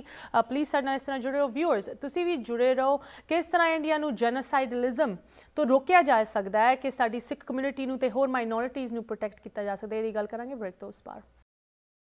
तो बस आई नो एक बार फिर स्वागत करते हैं। तुसीं वेख रहे हो प्रोग्राम अज दा मुद्दा, ते इस लफ्ज़ नूं बार बार सुनने नूं मिल रहा है, जेनोसाइड, जेनोसाइडलिज्म, नस्ल खुशी, ਜਿਹਦੀ ਇੱਕ ਵਾਰੀ ਫਿਰ ਮਾਡਰਨ ਡੇ ਦੇ ਵਿੱਚ ਵੀ ਇੰਡੀਆ ਦੇ ਵਿੱਚ ਜਕਾਰੇ ਛੱਡੇ ਜਾ ਰਹੇ ਕਿ ਇਸ ਕੌਮ ਦੇ ਖਿਲਾਫ ਜਾਂ ਉਸ ਕੌਮ ਦੇ ਖਿਲਾਫ, ਇਨ ਮਾਈਨੋਰਿਟੀਜ਼ ਦੇ ਖਿਲਾਫ ਇਹੋ ਜਿਹੇ ਘਿਨੌਣੇ ਐਕਟਸ ਹੋਣੇ ਚਾਹੀਦੇ, ਇਹੋ ਜਿਹਾ ਵਾਇਲੈਂਸ ਹੋਣਾ ਚਾਹੀਦਾ ਹੈ। ਐਬਸੋਲੂਟਲੀ ਵਿਦਆਊਟ ਅ ਡਾਊਟ ਕੋਈ ਵੀ ਇਸ ਚੀਜ਼ ਨੂੰ ਰੈਕਗਨਾਈਜ਼ ਕਰ ਸਕਦਾ ਕਿ ਇੱਕ ਗਲਤ ਡਾਇਰੈਕਸ਼ਨ ਦੇ ਵਿੱਚ ਇੰਡੀਆ ਤੁਰ ਰਿਹਾ ਇਸ ਵੇਲੇ। ਪਰ what can we do as an international community ਜਦੋਂ ਅਸੀਂ ਇਹੋ ਜਿਹੇ ਮੁਲਕਾਂ ਦੇ ਵਿੱਚ ਵਸਦੇ ਹਾਂ, ਅਮਰੀਕਾ, ਕੈਨੇਡਾ, ਦ UK, ਜਿੱਥੇ ਸਾਡੇ ਕੋਲ ਪਾਵਰ ਹੈਗੀ, ਇਨਫਲੂਐਂਸ ਹੈਗਾ, ਰਿਸੋਰਸਿਸ ਹਨ, ਅਸੀਂ ਕੀ ਕਰ ਸਕਦੇ ਹਾਂ ਇਹੋ ਜਿਹੇ ਐਕਟਸ ਨੂੰ ਤੇ ਇਹੋ ਜਿਹੇ ਵਾਇਲੈਂਸ ਨੂੰ ਰੋਕਣ ਲਈ। ਸਾਡੇ ਨਾਲ ਜੁੜੇ ਹਨ ਇਸ ਵਿਸ਼ੇ ਤੇ ਵਿਚਾਰ ਕਰਨ ਲਈ ਕੈਲੀਫੋਰਨੀਆ ਤੋਂ ਡਾਕਟਰ ਪ੍ਰਿਤਪਾਲ ਸਿੰਘ ਜੀ ਤੇ UK ਤੋਂ ਡਾਕਟਰ ਚੀਮਾ। ਇੱਕ ਵਾਰੀ ਫਿਰ ਤੁਹਾਨੂੰ ਪ੍ਰੋਗਰਾਮ ਦੇ ਵਿੱਚ ਸਵਾਗਤ ਕਰਦੇ ਹਾਂ। ਡਾਕਟਰ ਚੀਮਾ, ਤੁਸੀਂ ਸਾਨੂੰ ਇਸ ਜੈਨੋਸਾਈਡ ਦੀ ਸਟੇਜਸ ਬਾਰੇ ਦੱਸ ਰਹੇ ਸੀ। ਸਰਟਨਲੀ ਜੋ ਵਰਲਡ ਪੋਲੀਟਿਕਸ ਤੇ ਇੰਟਰਨੈਸ਼ਨਲ ਪੋਲਿਸੀ ਨੂੰ ਜਿਹਦੇ ਨਾਲ ਵਾਕਿਫ ਹੈਗੇ ਉਹ ਸਮਝਦੇ ਹੈਗੇ ਕਿ ਇਹ ਚੀਜ਼ ਓਵਰਨਾਈਟ ਨਹੀਂ ਹੁੰਦੀ, ਕਿ ਓਵਰਨਾਈਟ ਨਹੀਂ ਕਿਸੇ ਮੁਲਕ ਦੇ ਵਿੱਚ ਇਹੋ ਜਿਹਾ ਤੁਸੀਂ ਕਹਿ ਲਓ ਹੇਟਰੇਡ ਤੁਸੀਂ ਪੈਦਾ ਕਰ ਸਕਦੇ ਹੋ ਇੱਕ ਕੌਮ ਦੇ ਵਿੱਚ ਦੂਜੀ ਕੌਮ ਦੇ ਖਿਲਾਫ। ਇਹਦੇ ਬੀਜ ਲਾਏ ਜਾਂਦੇ ਹੈ ਤੇ ਅੱਜ ਜੋ ਚੀਜ਼ ਸਾਨੂੰ ਇੰਡੀਆ ਦੇ ਵਿੱਚ ਵੇਖਣ ਨੂੰ ਮਿਲ ਰਹੀ ਹੈ ਸਾਰੀ ਮਾਈਨੋਰਿਟੀਜ਼ ਦੇ ਖਿਲਾਫ, ਸਿੱਖਾਂ ਦੇ ਖਿਲਾਫ, ਮੁਸਲਮਾਨਾਂ ਦੇ ਖਿਲਾਫ, ਕ੍ਰਿਸਚਨਸ ਦੇ ਖਿਲਾਫ, ਇਹ ਓਵਰਨਾਈਟ ਨਹੀਂ ਹੋਈ। Doctor Cheema, before we talk about you know some potential solutions, what we need to be doing ਖਾਸ ਕਰਕੇ politically speaking, advocacy ਤੌਰ ਤੇ, let's talk a little bit about the circumstance ਜਿਨ੍ਹਾਂ ਦੇ ਵਿੱਚ ਇਹੋ ਜਿਹੀ ਇਨਵਾਇਰਨਮੈਂਟ ਪਨਪਦੀ ਹੈ। ਸੋ ਭਾਵੇਂ ਉਹ ਪੰਜਾਬ ਦੇ ਵਿੱਚ ਹੋਏ ਜਾਂ ਹੋਰ ਸਟੇਟਾਂ ਦੇ ਵਿੱਚ ਜਦੋਂ ਅਸੀਂ ਗੱਲ ਕਰਦੇ ਹਾਂ, what kind of environment is created ਤਾਕਿ ਇਹ ਜੋ ਸਟੇਜਸ ਜੈਨੋਸਾਈਡ ਦੀ ਜਾਂ ਇੱਕ ਬਹੁਤ ਹੀ ਡਿਵਾਈਸਿਵ ਕਮਿਊਨਿਟੀ ਦੇ ਵਿੱਚ ਕਮਿਊਨਿਟੀ ਨੂੰ ਵੰਡਣਾ, ਇਹੋ ਜਿਹੀ ਚੀਜ਼ਾਂ ਬਣਾਉਣ ਲਈ ਕੀ ਇਨਵਾਇਰਨਮੈਂਟ, ਕੀ ਇੰਗਰੀਡੀਐਂਟਸ ਦੀ ਲੋੜ ਹੁੰਦੀ ਹੈ? ਦੇਖੋ ਅਸ਼ਮਿਤਾ, ਜਿਸ ਤਰ੍ਹਾਂ ਮੈਂ ਕਿਉਂਕਿ ਮੈਨੂੰ ਹਮੇਸ਼ਾ ਹੁੰਦਾ ਕਿ ਜਿਸ ਆਪਾਂ ਟੌਪਿਕ ਤੇ ਗੱਲ ਕਰ ਰਹੇ ਹਾਂ ਉਹਦੇ ਨਾਲ ਰੈਲੀਵੈਂਟ ਗੱਲ ਕਰੀਏ ਐਕਡੈਮਿਕਲੀ ਵੀ। ਦੇਖੋ ਜਿਹੜੀ ਹੈ ਤੁਸੀਂ ਗੱਲ ਪੁੱਛੀ ਇਹ ਬਹੁਤ ਰੈਲੀਵੈਂਟ ਹੈ ਵੀ ਕੀ ਹੋ ਰਿਹਾ ਤੇ ਕੀ ਨਹੀਂ ਹੋਣਾ ਚਾਹੀਦਾ ਅੱਜ ਪੰਜਾਬ ਜਾਂ ਭਾਰਤ 'ਚ। ਪਹਿਲੀ ਚੀਜ਼ ਤੇ ਇਹ ਆ ਕਿ ਜਿਹੜੀ ਪੋਲਰਾਈਜੇਸ਼ਨ ਆ, that is one of the 5th stage of the genocide. ਵੀ ਪੋਲਰਾਈਜ਼ ਕਰੋ ਸੋਸਾਇਟੀ ਨੂੰ, ਕਿ ਲੋਕਾਂ ਨੂੰ ਵੰਡੋ, ਕਮਿਊਨਿਟੀ ਨੂੰ ਡਿਵਾਈਡ ਕਰੋ, ਲਾਅ ਇਹੋ ਜਿਹੇ ਪਾਸ ਕਰੋ ਜਿਹਦੇ 'ਚ ਜਿਸ ਤਰ੍ਹਾਂ ਲੋਕਾਂ ਦੀ ਜਿਹੜੀ ਸੋਸ਼ਲ ਇੰਟਰੈਕਸ਼ਨ ਹੈ ਉਹ ਲਿਮਿਟ ਹੋ ਕੇ ਰਹਿ ਜਾਏ। ਫਿਰ ਲੋਕਾਂ ਨੂੰ ਥ੍ਰੈਟ ਕਰੋ, ਇੰਟੀਮੀਡੇਟ ਕਰੋ, ਸਾਇਲੈਂਸ ਕਰਨ ਦੀ ਕੋਸ਼ਿਸ਼ ਕਰੋ। ਸੋ ਇਹ ਸਾਰੇ ਹਾਲਾਤ ਜਿਹੜੇ ਆ ਪੋਲਰਾਈਜੇਸ਼ਨ ਦੇ ਇਸ ਵਕਤ ਪੰਜਾਬ 'ਚ ਵੀ ਨੇ ਤੇ ਓਵਰਆਲ ਪੂਰੇ ਭਾਰਤ 'ਚ ਵੀ ਨੇ। ਹੁਣ ਦੇਖੋ RSS ਔਰ ਹਿੰਦੂਤਵਾ ਨੇ ਮੈਂ ਖਾਸ ਤੌਰ ਤੇ ਪੰਜਾਬ ਦਾ ਮੈਂ ਗੱਲ ਕਰਨਾ ਚਾਹਾਂ ਕਿਉਂਕਿ ਸਾਡੀ ਕਮਿਊਨਿਟੀ ਉੱਥੋਂ ਆਈ ਆ। ਪੰਜਾਬ ਦੇ ਵਿੱਚ ਪੋਲਰਾਈਜੇਸ਼ਨ ਬਹੁਤ ਬੁਰੀ ਤਰ੍ਹਾਂ ਕਰਾ ਦਿੱਤੀ ਗਈ ਆ, ਪੋਲੀਟੀਕਲੀ ਵੀ, ਰਿਲੀਜੀਅਸਲੀ ਵੀ। ਹੁਣ ਜਿਹੜੀਆਂ ਗੁਰੂ ਗ੍ਰੰਥ ਸਾਹਿਬ ਜੀ ਦੀਆਂ ਬੇਅਦਬੀ ਦੀਆਂ ਵਾਰਦਾਤਾਂ ਪਿੱਛੇ ਹੋਈਆਂ ਵਾ ਔਰ ਉਹ ਤੇ ਫਿਰ ਜ਼ਾਹਿਰ ਸੰਗਤ ਨੇ ਰਿਐਕਟ ਵੀ ਕੀਤਾ ਵਾ, ਇਹ ਸਾਰੀਆਂ ਪੰਜਾਬ ਦਾ ਮਾਹੌਲ ਖਰਾਬ ਜਾਣਬੁੱਝ ਕੇ ਕਰਾਇਆ ਜਾ ਰਿਹਾ ਪੋਲਰਾਈਜੇਸ਼ਨ ਵਾਸਤੇ। ਫਿਰ ਹੁਣ ਪੋਲੀਟੀਕਲ ਪੋਲਰਾਈਜੇਸ਼ਨ ਹੋ ਗਈ। ਉਹ ਲੋਕ ਜਿਹੜੇ ਜਿਨ੍ਹਾਂ ਦੇ ਵੱਡੇ ਵੀ ਅੰਗਰੇਜ਼ ਦੇ ਪਿੱਛੇ ਲੱਗ ਕੇ ਬਾਬੇ ਖੇਮ ਸਿੰਘ ਬੇਦੀ ਦੇ ਸਪੋਰਟਰ ਬਣ ਕੇ ਜਿਹੜਾ ਕਹਿੰਦੇ ਸੀ ਵੀ ਸਿੱਖ ਹਿੰਦੂ ਹੀ ਨੇ, ਉਹ ਅੱਜ ਲੋਕ ਅੱਜ ਫੇਰ ਪੰਜਾਬ ਨੂੰ ਪੋਲਰਾਈਜ਼ ਕਰ ਰਹੇ ਨੇ। ਸੋ ਇਸ ਪੋਲਰਾਈਜੇਸ਼ਨ ਤੋਂ ਬਚਣ ਦੀ ਜ਼ਰੂਰਤ ਹੈ, ਕਿਉਂਕਿ ਪੋਲਰਾਈਜੇਸ਼ਨ ਜਿਹੜੀ ਹੈ ਜੈਨੋਸਾਈਡਲ ਪ੍ਰੋਸੈਸ 'ਚ ਬਹੁਤ ਜ਼ਿਆਦਾ ਇੰਸਟਰੂਮੈਂਟਲ ਹੁੰਦੀ ਹੈ। ਔਰ ਜਿਹੜੀਆਂ ਬਾਹਰ ਜਥੇਬੰਦੀਆਂ ਬੈਠੀਆਂ ਇਹਨਾਂ ਨੂੰ ਵੀ ਇਹੀ ਬੇਨਤੀ ਹੈ ਕਿ ਤੁਸੀਂ ਸਾਰੇ ਬਹੁਤ ਚੰਗਾ ਕੰਮ ਕਰ ਰਹੇ ਹੋ, ਪਰ ਪੋਲਰਾਈਜ਼ ਨਾ ਹੋਵੋ, ਇੱਕ ਦੂਸਰੇ ਦੇ ਕੰਮ ਨੂੰ ਕੰਪਲੀਮੈਂਟ ਕਰੋ, ਤਾਂ ਕਿ ਇਹ ਜਿਹੜਾ ਖਰਾਬ ਮਾਹੌਲ ਹੈ ਇਹ ਤੋਂ ਜਿਹੜਾ ਹੈ ਉਹ ਅਸੀਂ ਨਿਕਲ ਸਕੀਏ। ਅੱਛਾ, ਫਿਰ ਦੂਸਰੀ ਗੱਲ ਇਹ ਆ ਕਿ ਜਿਹੜੀ ਐਕਸਟਰਮੀਨੇਸ਼ਨ ਦੀ ਸਟੇਜ ਹੈ ਉਹ 'ਚ ਜਿਹੜਾ ਹੇਟ ਪ੍ਰੋਪੇਗੈਂਡਾ ਬਹੁਤ ਜ਼ਿਆਦਾ ਹੁੰਦਾ, ਉਹਨੂੰ ਕਾਬੂ ਕਰਨ ਦੀ ਜ਼ਰੂਰਤ ਹੈ। ਹੁਣ ਇਸ ਵਕਤ ਇੰਡੀਆ ਦੇ ਵਿੱਚ ਮੁਸਲਿਮ ਕਮਿਊਨਿਟੀ ਹੋਵੇ, ਭਾਵੇਂ ਉਹ ਦਲਿਤ ਕਮਿਊਨਿਟੀ ਹੋਵੇ, ਭਾਵੇਂ ਸਿੱਖ ਹੋਣ, ਭਾਵੇਂ ਕ੍ਰਿਸਚੀਅਨਸ ਹੋਣ, ਸਾਰਿਆਂ ਵਾਸਤੇ ਇੱਕ ਬਹੁਤ ਵੱਡੀ ਹੇਟ ਸਪੀਚ ਆ। ਔਰ ਉਹਨਾਂ ਨੂੰ ਇੱਕ ਇਨਫੀਰੀਅਰ ਇਹ ਵੀ ਜਿਹੜੀ ਐਥਨਿਕ ਕਲੈਂਜ਼ਿੰਗ ਆ ਜਾਂ ਜੈਨੋਸਾਈਡ ਹੈ ਇੱਥੋਂ ਸ਼ੁਰੂ ਹੁੰਦੀ ਆ ਪਿਓਰੀਫਿਕੇਸ਼ਨ ਦੇ ਨਾਂ ਤੇ, ਕਿ ਤੁਸੀਂ ਇਹ ਕੌਮ ਆ, ਇਹ ਸਾਰੇ ਜਿਹੜੇ ਲੋਕ ਆ ਜਿੰਨੀ ਦੇਰ ਇਸ ਕੌਮ ਦਾ ਹਿੱਸਾ ਹੈ, it is not a pure nation. So ਇਹ ਜਿਹੜੀ ਡਰਾਈਵ ਹੈ ਪਿਓਰੀਫਿਕੇਸ਼ਨ ਦੀ, ਜਿਹੜੀ ਕਿਸੇ ਜ਼ਮਾਨੇ 'ਚ ਪ੍ਰੀ ਪਾਰਟੀਸ਼ਨ ਜਿਹੜੀਆਂ ਜਨਸੰਘ ਨੇ ਤੇ ਹਿੰਦੂਤਵ ਦੀਆਂ ਉਸ ਵਕਤ ਮਹਾਸਭਾ ਸੀ, ਉਹਨੇ ਸ਼ੁੱਧੀ ਤੇ ਸੰਗਠਨ ਨਾਂ ਦੀਆਂ ਜਿਸ ਤਰ੍ਹਾਂ ਦੀ ਕੈਂਪੇਨਸ ਚਲਾਈਆਂ, ਉਹੀ ਚੀਜ਼ ਅੱਜ ਫਿਰ ਸਾਡੇ ਸਾਹਮਣੇ ਆ ਰਹੀ ਹੈ। ਸੋ ਜਿਹੜੀਆਂ ਉੱਥੇ ਦੀਆਂ ਮਾਈਨੋਰਿਟੀਜ਼ ਆ, ਉਹਨਾਂ ਸਾਰਿਆਂ ਨੂੰ ਇਕਜੁੱਟ ਹੋ ਕੇ, ਇਕੱਠੇ ਹੋ ਕੇ, ਜਿਹੜੀਆਂ ਭਾਰਤ ਦੀਆਂ ਡੈਮੋਕ੍ਰੈਟਿਕ ਵੈਲਿਊਜ਼, ਜਿਹੜਾ ਉਹਦਾ ਕਨਸਟੀਟਿਊਸ਼ਨ ਜਿਹਦੀ ਗੱਲ ਕਰਦਾ, ਜਿਹਦੇ ਉੱਤੇ ਚਲੋ ਝੂਠਾ ਸੱਚਾ ਇੱਕ ਸੈਕੂਲਰ ਦੇਸ਼ ਦੀ ਉਹਦੀ ਇੱਕ ਛਵੀ ਸੀ, ਜਿਹੜੀ ਬਿਲਕੁਲ ਬੀਜੇਪੀ ਤੇ ਆਰਐਸਐਸ ਦੀ ਸਰਕਾਰ ਨੇ ਖਰਾਬ ਕਰ ਦਿੱਤੀ ਹੈ। ਸੋ ਇਹਨਾਂ ਸਾਰੀ ਜਿੰਨੀਆਂ ਰਿਲੀਜੀਅਸ ਕਮਿਊਨਿਟੀਜ਼ ਨੇ, ਇਹਨਾਂ ਨੂੰ ਨਾਲ ਜੁੜਨਾ ਚਾਹੀਦਾ ਇੱਕ ਦੂਸਰੇ ਦੇ। ਔਰ ਇਹ ਜਿਹੜਾ ਪੋਲਰਾਈਜੇਸ਼ਨ ਔਰ ਪ੍ਰੈਪਰੇਸ਼ਨ ਐਕਸਟਰਮੀਨੇਸ਼ਨ ਦੀ ਸਟੇਜ ਆ, ਇਹ ਤੱਕ ਭਾਰਤ ਦੀ ਜਿਹੜੀ ਜੈਨੋਸਾਈਡਲ ਅਟੈਂਪਟਸ ਨੇ ਉਹਨੂੰ, ਔਰ ਮੈਂ ਭਾਰਤ ਵੀ ਨਹੀਂ ਕਹਿਣਾ ਚਾਹਾਂਗਾ, ਜਿਹੜੀ ਹਿੰਦੂਤਵਾ, ਆਰਐਸਐਸ ਔਰ ਬੀਜੇਪੀ ਦੀਆਂ ਜਿਹੜੀਆਂ ਅਟੈਂਪਟਸ ਨੇ, ਉਹਨਾਂ ਨੂੰ ਰੋਕਣ ਦੀ ਜ਼ਰੂਰਤ ਹੈ। ਜੀ ਡਾਕਟਰ ਸਾਹਿਬ, ਡਾਕਟਰ ਚੀਮਾ ਜੀ, ਅਸੀਂ ਪਹਿਲੇ ਗੱਲ ਕਰ ਰਹੇ ਸੀ, and one of the things you said is ਕਿ ਜੋ ਸਿਵਲ ਸੁਸਾਇਟੀ ਹੈ ਉਹਨੂੰ ਇੱਕ ਕਿਸਮ ਦੇ ਖਤਮ ਕੀਤਾ ਜਾ ਰਿਹਾ, ਦ ਥਿਨਿੰਗ ਆਫ ਸਿਵਲ ਸੁਸਾਇਟੀ, ਤੁਸੀਂ ਇਹ ਫਰੇਜ਼ ਵਰਤਿਆ ਸੀ। ਇਹਦੇ ਬਾਰੇ ਸਾਨੂੰ ਦੱਸੋ। ਇੱਕ ਤਾਂ ਹੁੰਦਾ ਪੋਲਰਾਈਜ਼ ਕਰਨਾ, ਰਾਈਟ, ਕਿ ਅਸ ਅਗੇਂਸਟ ਦੈਮ, ਉਹ ਕਮਿਊਨਿਟੀ ਮਾੜੀ ਹੈ, ਅਸੀਂ ਚੰਗੇ ਹਾਂ, ਤੇ ਸਾਡੇ ਵਿੱਚ ਇੱਕ ਕਿਸਮ ਦਾ ਕੰਪੀਟੀਸ਼ਨ ਬਣਿਆ ਹੋਇਆ ਹੈ, ਤੇ ਅਸੀਂ ਮਾਰਨ ਤੱਕ ਆ ਜਾਣਗੇ ਉਹਨਾਂ ਨੂੰ ਖਤਮ ਕਰਨ ਲਈ ਤੇ ਆਪਣੇ ਆਪ ਨੂੰ ਬਚਾਉਣ ਲਈ, ਰਾਈਟ, ਭਾਵੇਂ ਕੋਈ ਰਿਸਕ ਨਾ ਹੋਏ। If we talk about risk from minorities, Hindu population 80% ਤੋਂ ਵੱਧ ਹੈਗੀ ਇੰਡੀਆ ਦੇ ਵਿੱਚ, ਤੇ ਬਾਕੀ ਮਾਈਨੋਰਿਟੀਜ਼ ਕਿੰਨੀ ਜ਼ਿਆਦਾ ਹੈਗੀਆਂ, ਉਹ ਸਪਲਿਟ ਹੈਗੀ ਬਾਕੀ ਦੀ 20% ਦੇ ਵਿੱਚ ਲਗਭਗ figures. But this civil society aspect plays a big role. ਕਦੀ ਟਾਈਮ ਹੁੰਦਾ ਸੀ ਕਿ ਇੰਡੀਆ ਦੇ ਵਿੱਚ ਹਿੰਦੂ, ਮੁਸਲਮਾਨ, ਸਿੱਖ ਇਕੱਠੇ ਬਹਿ ਕੇ ਇੱਕ ਕਮਿਊਨਿਟੀ ਦੇ ਵਿੱਚ ਰਹਿੰਦੇ ਸੀ, ਗੱਲਾਂ ਬਾਤਾਂ ਕਰਦੇ ਸੀ, ਪ੍ਰੋਗਰਾਮਸ ਦੇ ਵਿੱਚ ਹਿੱਸਾ ਲੈਂਦੇ ਸੀ, ਬਟ ਉਹ ਚੀਜ਼ ਵੀ ਖਤਮ ਕੀਤੀ ਜਾ ਰਹੀ ਹੈ। Tell us about this. ਮੈਂ ਜਿਹੜੀ ਗੱਲ ਅਸ਼ਮਿਤਾ ਪਹਿਲਾਂ ਕੀਤੀ ਹੈ ਸਿਵਲ ਸੁਸਾਇਟੀ ਦੇ ਵੀ ਆਪਾਂ ਮੰਨਦੇ ਆ, ਜਿਹੜੀ ਮੈਂ ਗੱਲ ਕੀਤੀ ਨਾ 5th ਸਟੇਜ ਦੀ ਪੋਲਰਾਈਜੇਸ਼ਨ ਦੀ, ਉਹ ਐਗਜ਼ੈਕਟਲੀ ਇਹੀ ਚੀਜ਼ ਆ ਵੀ ਜਿਹੜੇ ਕਮਿਊਨਲ ਰਿਲੇਸ਼ਨਸ਼ਿਪ ਆ ਜਾਂ ਸੋਸ਼ਲ ਇੰਟਰੈਕਸ਼ਨ ਆ ਮੁxtਲਿਫ ਕਮਿਊਨਿਟੀਜ਼ ਦੀ, ਉਹਨੂੰ ਖਤਮ ਕਰ ਦਿਓ, ਜਾਂ ਉਹਨਾਂ ਨੂੰ ਇੱਕ ਦੂਸਰੇ ਤੋਂ ਇਸ ਤਰ੍ਹਾਂ ਭੈਭੀਤ ਕਰ ਦਿਓ, ਇੱਕ ਦੂਸਰੇ ਤੋਂ ਇੰਨਾ ਇਨਸਿਕਿਉਰ ਕਰ ਦਿਓ ਕਿ ਉਹਨਾਂ ਦੀ ਇੰਟਰੈਕਸ਼ਨ ਮੁੱਕ ਜਾਏ। ਹੁਣ ਆਪਾਂ ਗੱਲ ਕਰ ਰਹੇ ਸਿਵਲ ਸੁਸਾਇਟੀ ਦੀ। ਦੇਖੋ, ਜਿਹੜੀ ਮੈਂ 2017 ਚ under Trump administration United States commission on international religious freedom ਨੇ ਮੇਰੀ ਰਿਪੋਰਟ ਛਾਪੀ ਸੀ, constitutional and legal challenges faced by the minorities in India. ਉਹ ਚੀਜ਼ ਮੈਂ ਜ਼ਿਕਰ ਕੀਤਾ ਹੈ, ਜਿਹੜੇ ਲੋਕ ਜ਼ਿਆਦਾ ਇੰਟਰਸਟਿਡ ਹੋਣ ਉਹ ਗੂਗਲ ਕਰਨ, ਮੇਰਾ ਨਾਂ ਤੇ ਰਿਪੋਰਟ, ਉਹ 'ਚ ਬਹੁਤ ਸਾਰੀਆਂ ਚੀਜ਼ਾਂ ਉਹਨਾਂ ਨੂੰ ਮਿਲ ਜਾਣਗੀਆਂ ਫॉर देयर ਰੈਫਰੈਂਸ। ਇੰਡੀਆ ਨੇ ਖਾਸ ਤੌਰ ਤੇ ਬੀਜੇਪੀ ਦੀ ਸਰਕਾਰ ਨੇ ਜਦੋਂ ਦੀ ਹੁਣ ਨਹੀਂ, ਜਦੋਂ ਮੋਦੀ ਦੀ ਪਹਿਲਾ ਟੈਨਿਓਰ ਸੀ, ਉਸ ਸਮੇਂ ਤੋਂ ਇਹਨਾਂ ਨੇ ਇੱਕ foreign contribution regulatory act pass ਕੀਤਾ, FCRA। ਉਹਦੇ ਹੇਠ ਇਹਨਾਂ ਨੇ ਸਿਵਲ ਸੁਸਾਇਟੀ ਤੇ ਇੰਨੀਆਂ ਬੰਦਿਸ਼ਾਂ ਲਾਈਆਂ, ਉਹਨਾਂ ਦੀ ਫੰਡਿੰਗ ਤੇ, ਉਹਨਾਂ ਦੀ ਰਜਿਸਟ੍ਰੇਸ਼ਨ ਤੇ, ਔਰ 15-20 ਹਜ਼ਾਰ, ਨਾਟ 1 or 2, 15-20 ਹਜ਼ਾਰ ਜਿਹੜੀਆਂ ਸਿਵਲ ਸੁਸਾਇਟੀ ਆਰਗੇਨਾਈਜੇਸ਼ਨ ਸੀ, ਉਹਨਾਂ ਨੂੰ ਡੀ ਰਜਿਸਟਰ ਕਰ ਦਿੱਤਾ। ਵਾਓ, ਤੁਸੀਂ ਦੇਖੋ ਕਿ ਔਰ ਜਿੰਨੇ ਵੀ ਆਵਾਜ਼ ਚੁੱਕੀ ਹੈ, ਜਿਸ ਮੈਂ ਆਪਣੀ ਰਿਪੋਰਟ 'ਚ ਵੀ ਲਿਖਿਆ ਕਿ ਜਿਹੜੀ ਸੰਸਥਾ ਉਸ ਵਕਤ ਸਭ ਰੰਗ ਦੇ ਨਾਂ ਦੀ ਇੱਕ ਸੰਸਥਾ ਸੀ, ਜਿਹੜੀ ਮੋਦੀ ਦੀ ਇਨਵੋਲਵਮੈਂਟ, ਜਿਹੜੀ ਗੁਜਰਾਤ ਦੇ ਐਂਟੀ ਮੁਸਲਿਮ ਰਾਈਟਸ ਹੋਏ ਸੀ, ਜਿਸ 'ਚ ਮੁਸਲਮਾਨਾਂ ਦੀ ਮੋਰ ਔਰ ਲੈਸ ਐਟਰੋਸਿਟੀ ਕ੍ਰਾਈਮ ਜੈਨੋਸਾਈਡਲ ਸਿਚੁਏਸ਼ਨ ਬਣੀ ਸੀ 2002 ਦੀ, ਜਿਹੜੇ ਉਸ ਚੀਜ਼ ਨੂੰ ਚੁੱਕ ਰਹੇ ਸੀ, ਸਭ ਤੋਂ ਪਹਿਲਾਂ ਉਸ ਸੰਸਥਾ ਨੂੰ ਬੈਨ ਕੀਤਾ ਗਿਆ। ਗ੍ਰੀਨ ਪੀਸ ਵਰਗੀ ਸੰਸਥਾ ਇੰਡੀਆ ਨੂੰ ਛੱਡ ਗਈ ਹੈ। ਪਿਛਲੇ ਸਾਲ ਐਮਨੈਸਟੀ ਇੰਟਰਨੈਸ਼ਨਲ, ਜਿਹੜੀ ਇੱਕ ਇੰਟਰਨੈਸ਼ਨਲ ਆਰਗੇਨਾਈਜੇਸ਼ਨ ਹੈ, ਉਹਨਾਂ ਲਈ ਭਾਰਤ ਤੋਂ ਆਪਰੇਟ ਕਰਨਾ ਮੁਸ਼ਕਲ ਹੋ ਗਿਆ, ਉਹਨਾਂ ਨੂੰ ਭਾਰਤ ਛੱਡਣਾ ਪਿਆ। ਹੁਣ ਮਦਰ ਟਰੀਸਾ ਦੀ ਜਿਹੜੀ ਸੰਸਥਾ ਹੈਗੀ ਆ, ਜਿਹਨੇ ਸਾਰੀ ਉਮਰ ਆਪਣੀ ਜ਼ਿੰਦਗੀ ਲਾ ਦਿੱਤੀ, ਜਿਹਨੂੰ ਅੱਜ ਕੈਥੋਲਿਕਿਜ਼ਮ ਜਿਹੜਾ ਉਹ ਇੱਕ ਸੇਂਟ ਮੰਨਦਾ, ਉਹਦੀ ਸੰਸਥਾ ਤੇ ਪਾਬੰਦੀ ਲਾਈ ਜਾ ਰਹੀ ਆ। ਸੋ ਸਿਵਲ ਸੁਸਾਇਟੀ ਦਾ ਗਲਾ ਇਸ ਵਾਸਤੇ ਘੁੱਟਣ ਦੀ ਕੋਸ਼ਿਸ਼ ਕੀਤੀ ਜਾ ਰਹੀ ਆ, ਉਹਨਾਂ ਨੂੰ ਇੰਟੀਮੀਡੇਟ ਕੀਤਾ ਜਾ ਰਿਹਾ ਕਿ ਉਹ ਸਾਰੇ ਦੇ ਸਾਰੇ ਡਰ ਕੇ ਭਾਰਤ ਛੱਡ ਦੇਣ ਤੇ ਜਾਂ ਉਹਨਾਂ ਨੂੰ ਇੰਨਾ ਮਜਬੂਰ ਕੀਤਾ ਜਾਏ ਕਿ ਉਹ ਫੰਕਸ਼ਨ ਹੀ ਨਾ ਕਰ ਸਕਣ। ਕਿਉਂਕਿ ਜਿਹੜੀ ਭਾਰਤ ਸਰਕਾਰ ਸਮਝਣ ਦੀ ਕੋਸ਼ਿਸ਼ ਨਹੀਂ ਕਰ ਰਹੀ, ਇਹ ਜਿਹੜਾ 70s ਜਾਂ 80s ਦਾ ਦੌਰ ਨਹੀਂ ਹੈਗਾ, ਗਲੋਬਲਾਈਜ਼ਡ ਵਰਲਡ ਆ ਔਰ ਤੁਸੀਂ ਇਹਨਾਂ ਸੰਸਥਾਵਾਂ ਤੇ ਬੈਨ ਕਰਕੇ ਲੋਕਾਂ ਦੀ ਆਵਾਜ਼, ਇਨਸਾਨੀ ਹੱਕਾਂ ਦੀ ਆਵਾਜ਼ ਨਹੀਂ ਦਬ ਸਕਦੇ। ਅਸ਼ਮੀਤਾ, ਇੱਕ ਚੀਜ਼ ਮੈਂ ਟੈਕਨੀਕਲ ਹੈ ਜਿਹੜੀ ਤੁਹਾਨੂੰ ਦੱਸਣਾ ਚਾਹੁੰਦਾ ਖਾਸ ਤੌਰ ਤੇ।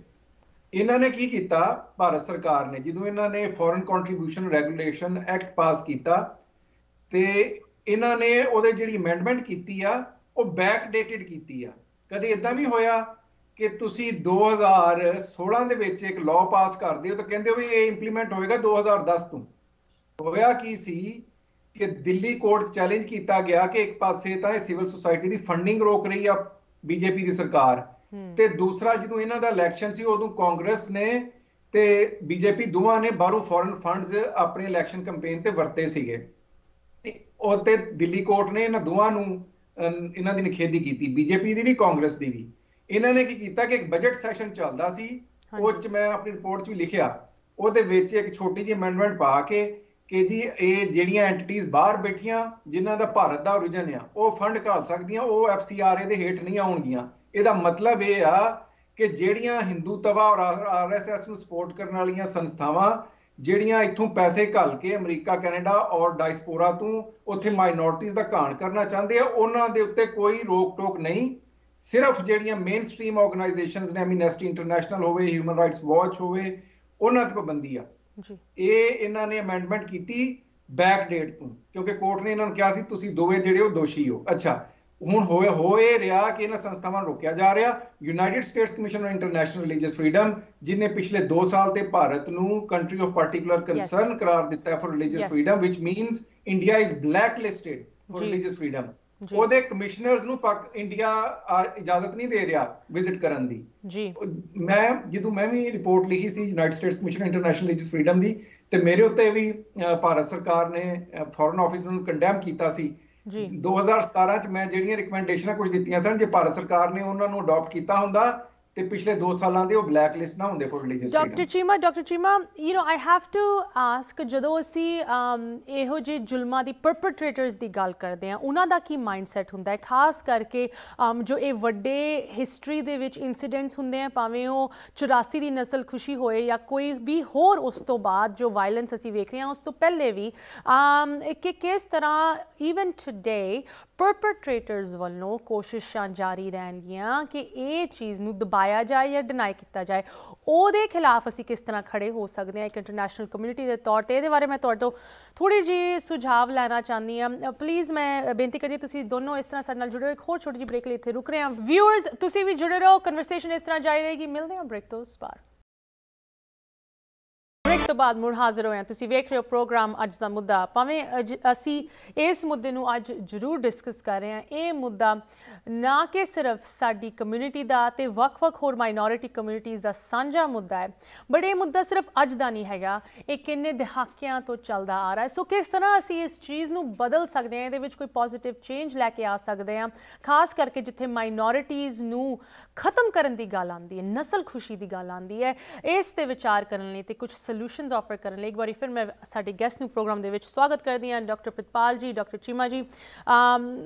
Thank you once again. ਖਾਸ ਕਰਕੇ ਡਾਕਟਰ ਚੀਮਾ ਤੁਹਾਡਾ ਕਿ ਤੁਸੀਂ ਸਾਨੂੰ ਇੱਕ ਐਕੈਡਮੀਅਨ ਤੌਰ ਤੇ ਜੋ ਤੁਹਾਡਾ ਐਕਸਪੀਰੀਅੰਸ ਹੈਗਾ working at the international level, ਤੁਸੀਂ ਸਾਨੂੰ ਦੱਸ ਰਹੇ ਹੋ ਕਿ ਕਿਸ ਤਰ੍ਹਾਂ ਦੀ ਐਫਰਟਸ ਜ਼ਰੂਰੀ ਹੁੰਦੀਆਂ that you have been involved in, ਭਾਵੇਂ ਉਹ ਕਾਂਗਰਸ ਦੇ ਅੱਗੇ ਟੈਸਟੀਮੋਨੀ ਦੇਣੀ ਹੋਏ 15 ਦੇ ਵਿੱਚ ਜੋ ਤੁਸੀਂ ਕੀਤੀ ਸੀ 84 ਨੂੰ ਲੈ ਕੇ, UN ਦੇ ਵਿੱਚ ਜੋ ਤੁਸੀਂ ਕੌਮ ਦੀ ਅਗਵਾਈ ਕਰਦੇ ਹੋ, ਐਂਡ ਆਫ ਕੋਰਸ ਉਹਦਾ ਨਤੀਜਾ ਹੁੰਦਾ ਹੈ ਜਿਸ ਤਰ੍ਹਾਂ ਦੇ ਮਤੇ ਪਾਸ ਹੋ ਰਹੇ ਹੈ, ਜਿਹਦੇ ਵਿੱਚ ਡਾਕਟਰ ਪ੍ਰਿਤਪਾਲ ਜੀ ਤੁਸੀਂ ਤੁਹਾਡੀ ਟੀਮ ਇੱਥੇ ਖਾਸ ਕਰਕੇ Sikh coordination committee east coast, Harjinder Singh ji, Yuvraj Singh ji ਤੇ ਬਾਕੀ ਸਾਰਿਆਂ ਵੱਲੋਂ ਜੋ ਐਫਰਟਸ ਲੱਗੀਆਂ ਹੋਈਆਂ, ਜੋ ਇਨ ਐਫਰਟਸ ਦਾ ਫਰੂਟ ਸਾਨੂੰ ਦਿਖਾ ਰਹੀਆਂ। ਡਾਕਟਰ ਚੀਮਾ ਜੀ, ਤੁਸੀਂ ਬ੍ਰੇਕ ਤੋਂ ਪਹਿਲੇ ਕਹਿ ਰਹੇ ਸੀ ਕਿ ਯੂ نو ਇਹ ਸਮਾਂ ਹੁਣ 84 1970s ਜਦੋਂ ਇੰਡੀਆ ਦੇ ਵਿੱਚ ਐਮਰਜੈਂਸੀ ਡਿਕਲੇਅਰ ਕੀਤੀ ਗਈ ਸੀ ਜਾਂ 84 ਦੇ ਵਿੱਚ ਕਿੰਨੀ ਅਟਰੋਸਿਟੀ ਸਿੱਖਾਂ ਦੇ ਖਿਲਾਫ ਹੋਈਆਂ ਤੇ ਉਸ ਤੋਂ ਬਾਅਦ ਔਨਗੋਇੰਗ ਜੋ ਮਾਈਨੋਰਿਟੀਜ਼ ਦੇ ਖਿਲਾਫ ਪਰਸੀਕਿਊਸ਼ਨ ਤੇ ਵਾਇਲੈਂਸ ਵੇਖਣ ਨੂੰ ਮਿਲ ਰਿਹਾ ਬਟ ਇਹ ਉਹ ਟਾਈਮ ਨਹੀਂ ਰਿਹਾ there is a difference in this time एक चीज़ अनफॉर्चुनेटली सेम आ कि जो परपट्रेटर्स होंगे जो ये तुसी कह लो अट्रोसिटीज़ वायलेंस आए हिंसा लैके आ रहे माइनॉरिटीज़ के उत्ते उन्होंने लगातार इस चीज़ नूं तां डिनाई करना ही हैगा कि उन्हां दे कोई भी इत्थे दोष बनता है भावें वो तुसी भारत सरकार की गल कर लो स्टेट लैवल ते गल कर लो पंजाब दे विच रैकगनाइज़ नहीं किया जा रहा कि किस लैवल ते नस्ल खुशी हुई सी सिखां दे खिलाफ ते हले तक ये चीज़ इंडिया दे विच नहीं रैकगनाइज़ की गई भावें बाहरले मुल्कां दे विच जरूर हो रही है तुहाडे ख्याल च doctor Cheema because you have knowledge कि तुसी पास्ट नूं इतिहास नूं समझ के सानू आने वाले समय बारे थोड़ा जिहा दस सकते हो एक तो सानू ये दसो what has changed from the 80s from the 70s and 80s की बदले है and what is the way forward ਅਸੀਂ ਅੱਗੇ ਕਿਸ ਤਰ੍ਹਾਂ ਵਧ ਸਕਦੇ ਹਾਂ ਤਾਂ ਕਿ ਜੋ ਅੱਜ ਵੀ ਸਾਨੂੰ ਇਹ ਚੀਜ਼ਾਂ ਵੇਖਣ ਨੂੰ ਮਿਲ ਰਹੀਆਂ ਸਿੱਖਾਂ ਦੇ ਖਿਲਾਫ ਮੁਸਲਮਾਨਾਂ ਦੇ ਖਿਲਾਫ ਇਹ ਚੀਜ਼ ਨੂੰ ਰੋਕਿਆ ਜਾਏ Thank you, Ashmita. तुसी कई सवाल पूछ ले, but since we have a very brief time, so I would be very precise. देखो जेडी last stage है of a genocide, it is denial. कि deny करो. हम denial दियां कई किस्मां ने, deny the evidence, attack the truth tellers, deny genocidal intent, blame the victims, denial of current interests, and also deny the facts of definition of genocide. सो ਜਿਹੜੀਆਂ ਇਹ denial ਦੀਆਂ ਜਿਹੜੀਆਂ ਮੈਂ ਮੇਜਰ ਟਰਮਸ ਬੋਲੀਆਂ ਇਹ ਸਾਰੀਆਂ ਅੱਜ ਭਾਰਤ ਸਰਕਾਰ ਇਹਨਾਂ 'ਚ ਬਿਜ਼ੀ ਹੈ ਇਹ ਕੰਮ ਕਰਨ 'ਚ ਉਹਨਾਂ ਜਿਸ ਤਰ੍ਹਾਂ ਤੁਸੀਂ ਕਿਹਾ ਉਹਨਾਂ ਤੇ ਆਪਣਾ ਕੰਮ ਜਿਹੜਾ ਹੈ ਉਹ ਕਰਦੇ ਹੀ ਰਹਿਣਾ ਵਾਟ has change nothing has changed ਘੱਟ ਤੋਂ ਘੱਟ ਇੱਕ ਚੇਂਜ ਹੋਇਆ ਕਿ ਜਿਹੜਾ ਸਾਡਾ ਡਾਇਸਪੋਰਾ ਜਿਹੜਾ ਉੱਥੋਂ ਮਾਰਕੁੱਟ ਖਾ ਕੇ ਬਾਹਰ ਬੈਠਾ ਅੱਜ ਉਹ ਸਟਰੋਂਗਲੀ ਸਿੱਖਾਂ ਦੀ ਆਵਾਜ਼ ਚੁੱਕ ਰਿਹਾ ਜੇ ਅੱਜ ਕਿਸਾਨੀ ਦਾ ਸੰਘਰਸ਼ ਵੀ ਕਾਮਯਾਬ ਹੋਇਆ ਭਾਰਤ ਦੇ ਵਿੱਚ ਉਹਦਾ ਇੱਕ ਵੱਡਾ ਕਾਰਨ ਸੀ ਕਿ ਜਿਹੜਾ ਬਾਹਰ ਡਾਇਸਪੋਰਾ ਬੈਠਾ ਇੱਥੇ ਸਪੋਰਟ ਕਰ ਰਿਹਾ ਸੀ उस वास्ते किसानी का संघर्ष जिहड़ा है वो कामयाब होया जे बड़ी क्लीयर जी मिसाल है अशमीता कश्मीर वर्गी रियासत दे विच कॉन्स्टिट्यूशन नूं तहस नहस किया गया और बीजेपी सरकार किसी कॉन्स्टिट्यूशनिज्म ते बिलीव नहीं करती ਉਹ रातों रात ही हेस्ट दे विच छुट्टी वाले दिन कानून पास करते हैं विदिन मिनट्स क्योंकि पार्लीमेंट जिहड़ी है इस वक्त इंडिया दी एक रबर स्टैंप है and it's a puppet in the hands of RSS and BJP Hindutva ते रातों रात ही वो चेंज कर लेंदे आ जेड़ा इस समय चेंज हुई एक कोई चीज़ हुई है कि बाबे ने कला वरताई है गुरु नानक की मेहर है भी ओदा ही जिहड़ी नानक नाम लेवा संगत बाहर बैठी हो जागरूक है और ये लोग इत्थे एफर्ट करके अपनी कम्यूनिटी नूं सेफगार्ड कर रहे हो कश्मीर च इन्ना जुलम होया उन्हां दा कुछ क्यों नहीं बनिया उन्हां दे उत्ते जिहड़े लॉ लाए गए वो क्यों नहीं रिवोक हो सके जिहड़ा उधर आसाम दे विच मुसलमानां दी दुर्दशा हुई आ ਉਹਨਾਂ ਦਾ ਕਿਉਂ ਨਹੀਂ ਕੁਝ ਬਣ ਸਕਿਆ ਸਿੱਖ ਕਮਿਊਨਿਟੀ ਨੂੰ ਸੋਚਣਾ ਚਾਹੀਦਾ ਤੁਹਾਡੇ ਵਾਸਤੇ ਭਾਰਤ ਸਰਕਾਰ ਦੇ ਜਿਹੜਾ ਵੈਦ ਜਿਹੜਾ ਉਹਨਾਂ ਦਾ ਵਿਰੋਧ ਆ ਤੇ ਜੋ ਉਹਨਾਂ ਦਾ ਕਰੋਧ ਆ ਉਹ ਨਹੀਂ ਮੁੱਕਾ ਪਰ ਬਦਲਿਆ ਸਿਰਫ ਇੱਕ ਚੀਜ਼ ਆ ਕਿ ਤੁਹਾਡੀ ਅੱਜ ਕਮਿਊਨਿਟੀ ਬਾਹਰ ਬੈਠੀ ਤੁਹਾਨੂੰ ਸਪੋਰਟ ਕਰ ਰਹੀ ਆ ਵੇ ਫਾਰਵਰਡ ਕੀ ਆ ਸਿੱਖ ਕਮਿਊਨਿਟੀ ਵਾਸਤੇ ਔਰ ਮਾਈਨੋਰਟੀਜ਼ ਵਾਸਤੇ ਉਹ ਇੱਕ ਆ ਕਿ ਦੇਖੋ ਸਿੱਖਾਂ ਦੀਆਂ ਬਹੁਤ ਸਾਰੀਆਂ ਸੰਸਥਾਵਾਂ ਬਹੁਤ ਚੰਗਾ ਕੰਮ ਕਰ ਰਹੀਆਂ मुख्तलिफ संस्थावां मुख्तलिफ खेत्र च काम कर रही हैं पर एक चीज़ मैं देखना कि एक दूसरे की निखेधी करते हैं बहुत ज़्यादा कि मैं बहुता चंगा कर रहा वो चंगा नहीं कर रहा इन्हें नहीं किया बजाए दे कि तुसी एक दूसरे को क्रिटिसाइज करो बजाए दे भी अगले बंदे का तुसी काम समझण दी बजाए उत्ते टिप्पणी करो तुसी एकजुट होकर एक दूसरे के काम नूं कॉम्पलीमेंट करो जे किसी दे काम च कोई कमी बेशी रह गई आ जे समझदे हो भी इहदे च इह घाट आ बजाए दे तुसी उहनूं क्रिटिसाइज करो तुसी आप ही वो काम कर लो ताकि ਉਹਦੀ ਜਿਹੜੀ ਛੱਡੀ ਹੋਈ ਕਮੀ ਆ ਉਹ ਤੁਸੀਂ ਪੂਰੀ ਕਰ ਸਕੋ ਦੂਸਰੀ ਜਿਹੜੀ ਖਾਸ ਮੈਂ ਬੇਨਤੀ ਕਰਨਾ ਚਾਹੁੰਦਾ ਕਿ ਜਿਹੜੀਆਂ ਮਾਈਨੋਰਟੀਜ਼ ਆ ਬਹੁਤ ਛੋਟੀ ਮੈਨੂੰ ਤਾਂ ਸਮਝ ਨਹੀਂ ਆਉਂਦੀ ਭਾਰਤ ਦੀ ਐਡੀ ਵੱਡੀ ਸੰਖਿਆ ਨੂੰ 82% ਪਾਪੂਲੇਸ਼ਨ ਨੂੰ ਜਿਹੜੀ ਹਿੰਦੂਆਂ ਦੀ ਪਾਪੂਲੇਸ਼ਨ ਹੈ ਹਿੰਦੂ ਮੈਜੋਰਟੀ ਆ ਉੱਥੇ ਉਹਨੂੰ ਐਡੀ 18% ਬਾਕੀ ਸਾਰੇ ਧਰਮਾਂ ਤੋਂ ਹਰ ਵਕਤ ਇੰਨਾ ਡਰ ਕਿਉਂ ਲੱਗਿਆ ਰਹਿੰਦਾ ਇੰਨੀ ਇਨਸਿਕਿਉਰਿਟੀ ਨਹੀਂ ਹੋਣੀ ਚਾਹੀਦੀ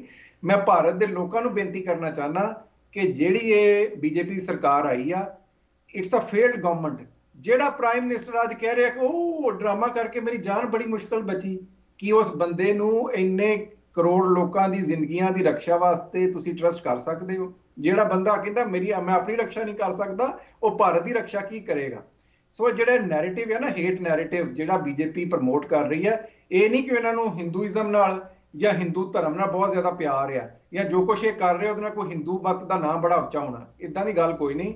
because BJP government has miserably failed in foreign policy, it has failed India economically, it has failed India in defense। ਪਿੱਛੇ ਦੇਖੋ ਜੋ ਜਨਰਲ ਬਿਪਨ ਰਾਵਤ ਦਾ ਜੋ ਹੋਇਆ, ਉਹਨਾਂ ਦਾ ਪਲੇਨ ਕ੍ਰੈਸ਼ ਕਰ ਗਿਆ, ਕਪੈਸਿਟੀ ਬਿਲਡਿੰਗ ਕੋਈ ਕੀਤੀ ਨਹੀਂ, ਐਵਰੀਥਿੰਗ ਪੈਂਡੈਮਿਕ ਤੋਂ ਲੈ ਕੇ ਰਿਫਾਰਮਸ ਤੱਕ, ਹਰ ਲੋਕਾਂ ਦੀ ਪਰਸੀਕਿਊਸ਼ਨ ਤੱਕ, Modi government is a complete failure.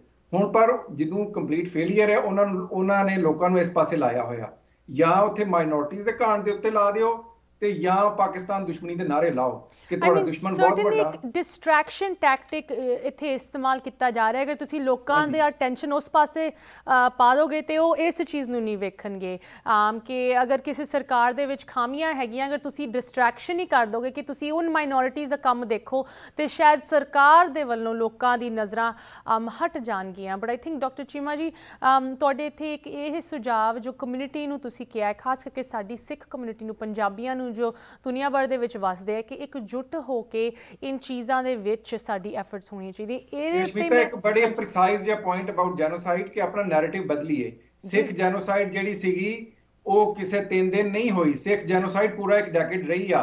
84 ਚ ਸ਼ੁਰੂ ਹੋਈ ਸੀ, 94 95 ਜਾ ਕੇ ਮੁੱਕੀ ਸੀ। ਸੋ ਇਹ ਜਿਹੜੇ 3 ਦਿਨਾਂ ਵਾਲੀ ਗੱਲ ਹੈ, ਇਹ ਵੀ ਆਪਾਂ ਨੂੰ ਚੇਂਜ ਕਰਨੀ ਚਾਹੀਦੀ ਆ। ਔਰ ਦੂਸਰੀ ਗੱਲ ਇਹ ਕਿ ਇਹ ਕਹਿਣਾ ਕਿ ਇੰਦਰਾ ਗਾਂਧੀ ਦਾ ਕਤਲ ਹੋਇਆ ਤੇ ਜੈਨੋਸਾਈਡ ਹੋਈ, ਇਹ ਵੀ ਗਲਤ ਆ, ਕਿਉਂਕਿ ਜਿਹੜੀ ਜੈਨੋਸਾਈਡ ਆ ਉਹ 2 ਦਿਨਾਂ 'ਚ ਆਰਗੇਨਾਈਜ਼ ਨਹੀਂ ਹੁੰਦੀ। ਆਖਰੀ ਗੱਲ ਜੈਨੋਸਾਈਡ ਦੇ ਹਵਾਲੇ ਨਾਲ, ਸਾਨੂੰ ਜਿਹੜੇ ਹਾਈ ਪ੍ਰੋਫਾਈਲ ਵਿਕਟਮ ਆਫ ਇਹ ਵਾਇਲੈਂਸ ਔਰ ਪ੍ਰੋਗਰਾਮ ਸੀਗੇ, ਉਹਨਾਂ ਦਾ ਜ਼ਿਕਰ ਦੁਨੀਆ ਸਾਹਮਣੇ ਰੱਖਣਾ ਚਾਹੀਦਾ। The first person who was ਅਟੈਕਡ was president of India.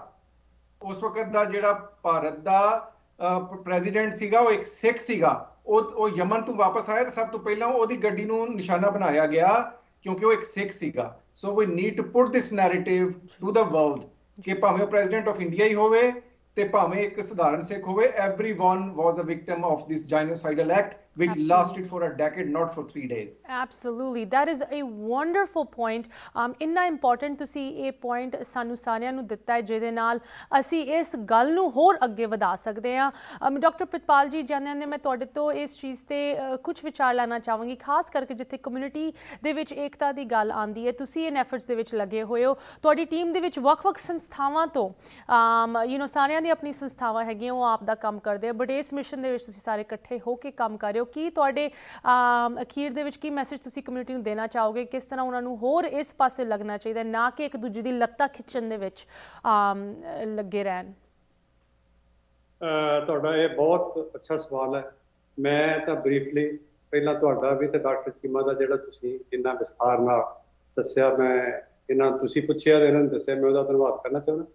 ਦੂਸਰੀ ਗੱਲ, ਮੈਂ ਸਿੱਖ ਪਰਸਪੈਕਟਿਵ ਤੋਂ ਇਹ ਕਹਿਣੀ ਚਾਹੁੰਦਾ ਕਿ ਜਦੋਂ ਤੋਂ ਗੁਰੂ ਨਾਨਕ ਸਾਹਿਬ ਉਸ ਧਰਤੀ ਤੇ ਆਏ ਆ, ਇਹ ਪੰਥ ਚੱਲਿਆ, ਉਦੋਂ ਤੋਂ ਹੀ ਇੱਕ ਗੱਲ ਹਰ ਵਾਰੀ ਸਾਡੀ ਅਰਦਾਸ ਵਿੱਚ ਸ਼ਾਮਲ ਹੈ ਕਿ ਸਰਬੱਤ ਦਾ ਭਲਾ। ਅਸੀਂ ਠੀਕ ਹੈ ਆਪਣੀ ਵੀ ਗੱਲ ਕਰਦੇ ਹਾਂ, ਪਰ ਸਾਡੇ ਗੁਰੂਆਂ ਨੇ ਸਾਨੂੰ ਇਹ ਰਸਤਾ ਦੱਸਿਆ, ਚਾਹੇ ਉਹ ਗੁਰੂ ਸਾਹਿਬ ਨੇ 9ਵੇਂ ਪਾਤਸ਼ਾਹ ਨੇ ਸ਼ਹੀਦੀ ਦਿੱਤੀ ਹੈ, ਉਹਦੇ ਤੋਂ ਬਾਅਦ ਜਿਹੜੀ ਇੰਡੀਪੈਂਡੈਂਸ ਵਾਸਤੇ ਸਿੱਖਾਂ ਦਾ ਜਿਹੜਾ ਰੋਲ ਦੇਖ ਲਓ, ਕਿਤੇ ਵੀ ਜਦੋਂ ਕੋਈ ਗੱਲ ਹੁੰਦੀ ਆ, ਸਿੱਖਾਂ ਨੇ ਹਮੇਸ਼ਾ ਸਭ ਦੇ ਭਲੇ ਵਾਸਤੇ ਗੱਲ ਕੀਤੀ ਹੈ।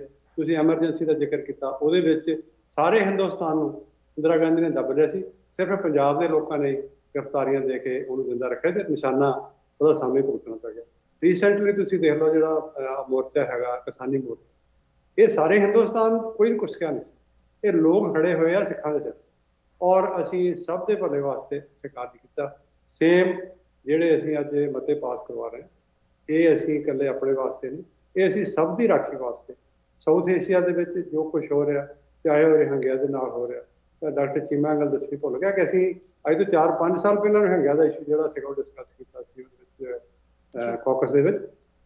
ਸੋ ਜਿੰਨੇ ਵੀ ਇਸ਼ੂ ਮਨੁੱਖੀ ਅਧਿਕਾਰਾਂ ਦੇ ਨਾਲ ਜੁੜੇ ਹੋਏ, ਐਜ਼ ਏ ਸਿੱਖ ਕਾਕਸ ਵੱਲੋਂ, ਸਿੱਖ ਕਾਕਸ ਕਮੇਟੀ ਵੱਲੋਂ ਅਸੀਂ ਸਾਰਿਆਂ ਨੂੰ ਹੀ ਅੱਗੇ ਲੈ ਕੇ ਚੱਲਾਂਗੇ। ਆਫ ਕੋਰਸ ਜੋ ਕੁਝ ਸਾਡੇ ਨਾਲ ਹੋਇਆ, ਜੋ ਕੁਝ ਸਾਡੇ ਧਰਮ ਨਾਲ ਹੋਇਆ, ਸਾਡੀਆਂ ਧਾਰਮਿਕ ਸੰਸਥਾਵਾਂ ਦੇ ਨਾਲ ਹੋਇਆ, ਅਸੀਂ ਨਾ ਤੋਂ ਭੁੱਲੇ ਆ। ਇਹ ਇਹਨਾਂ ਨੂੰ ਵੀ ਪਤਾ ਈਵਨ ਸਤਪਾਲ ਮਲਿਕ ਨੇ ਬੜੀ ਵਧੀਆ ਗੱਲ ਕਹੀ ਸੀ, ਤੁਸੀਂ 300 ਸਾਲ ਹੋ ਗਏ ਤੇ 600 ਸਾਲ ਤੱਕ ਲੋਕ ਭੁੱਲਣ ਵਾਲੇ ਨਹੀਂ ਹੈਗੇ, ਅਸੀਂ ਭੁੱਲਦੇ ਨਹੀਂ, ਅਸੀਂ ਉਹ ਯਾਦ ਰੱਖਾਂਗੇ। We will bring the people to justice, no doubt.